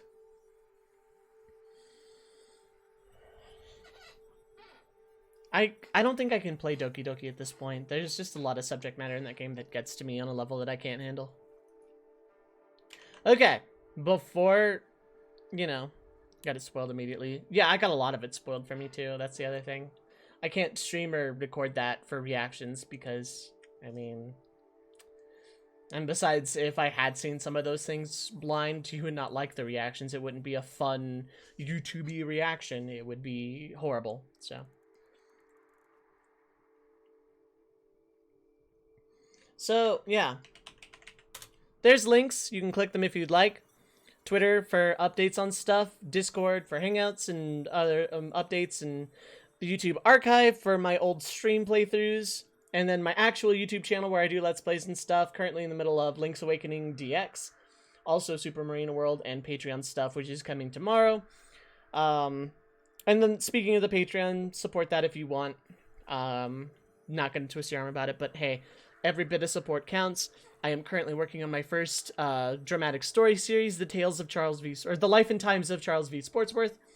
As soon as my voice gets like perfect, I'll actually start working on that, and I'm gonna do some research on old college football commentators and go from there. And I guess I'm gonna wait a bit because I don't want to host someone as they're not around. Yeah, I'm not even gonna run an ad break this time, but you know, before I go off, these are my games of the decade. No raid message either. It's just gonna be chill. We're just gonna go chill and watch this person make a competitive Pokemon team. So, yeah, those are my games of the decade. This was my second webcam stream too. My hair's ridiculously long. Deal with it.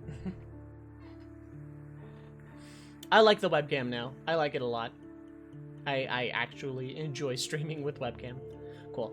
I'm gonna go raid big streamer. I ate your pie as soon as he's back, and he's building OHKO team, I guess. So no raid message. It's just we're just gonna go there, and I'm thinking about doing a weekly stream on Fridays, whether it's just chatting or whether I actually start playing stuff again.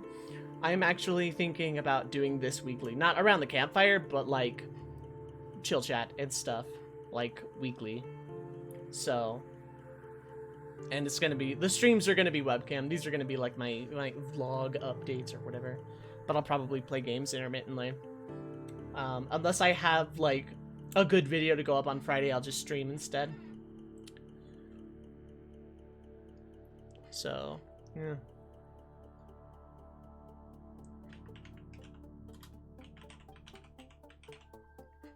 I'll hit enter in just a minute. And then we'll go chill there.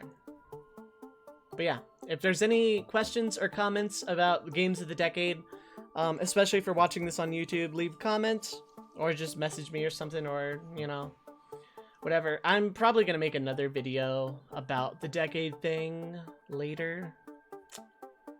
I got some ideas floating around the old think pan. But, yeah. My games of the decade. I'm a huge dork and I will never shut up, and you can't make me.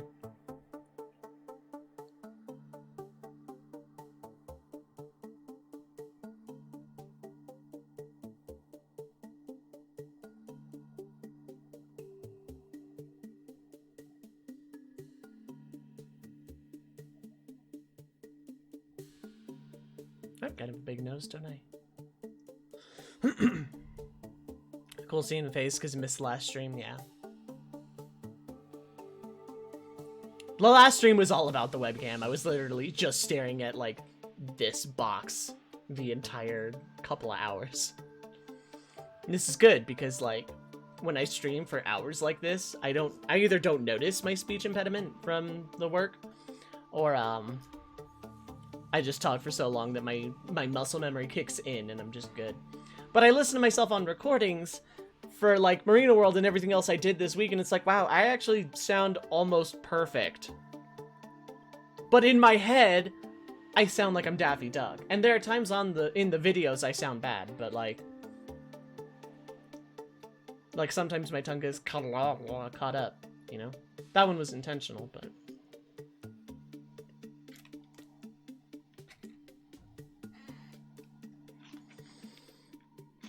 speaking of medical thing, TM, the recovery is basically done. I am essentially clean bill of health, good to go. Although I'm not done with, like, all of the work. I have a root canal in 2 months, and I set it in 2 months on purpose. And then, after that, there's a few more things, and then actually be golden. After the root canal, the hard stuff is all done, though. Okay, root canal and the crown, but after that, the hard stuff is done.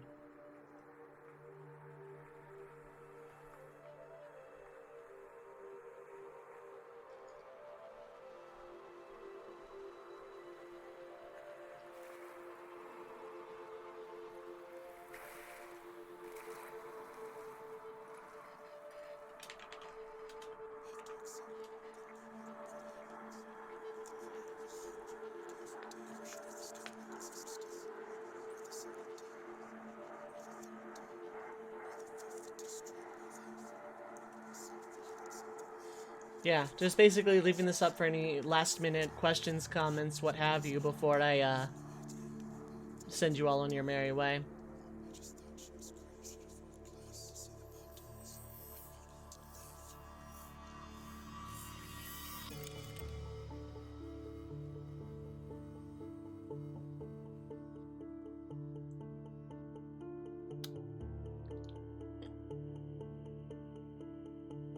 In the meantime, I'll just, like, kind of vibe to music while I wait to raid someone. Not that it matters.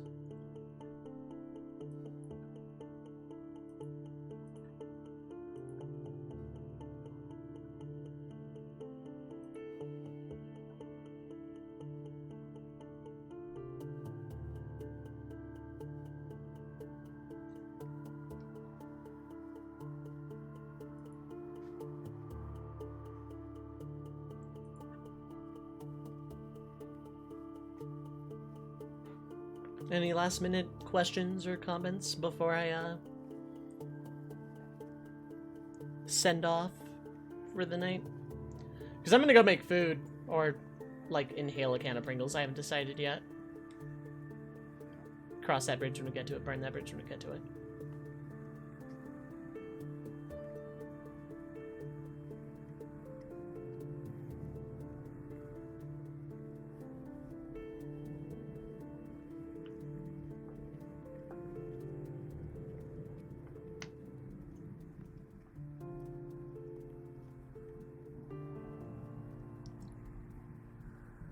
Oh, those are channel points, Fang.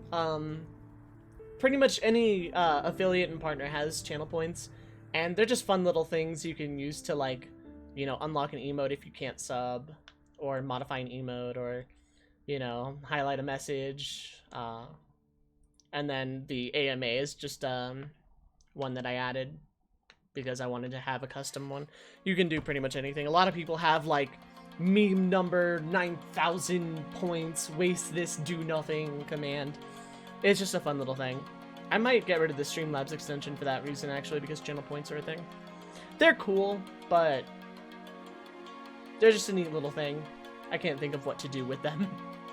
I'm taking ideas. I'll take ideas.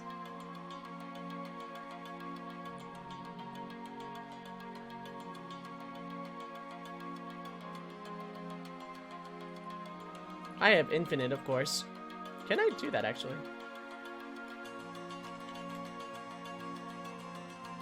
Oh, okay. Yeah, okay, I can highlight my own message. I have infinite of my own points.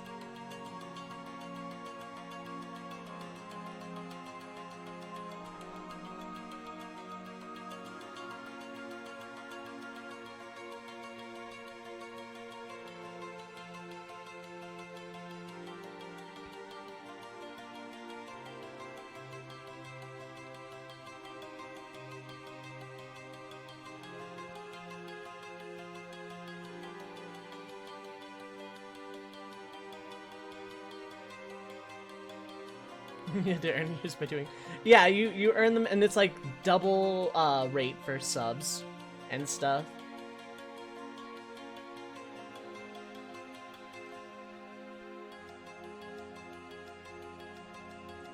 I'm gonna try this weekly Friday thing for a little while. If it goes well, I'll add Patreon rewards to it. The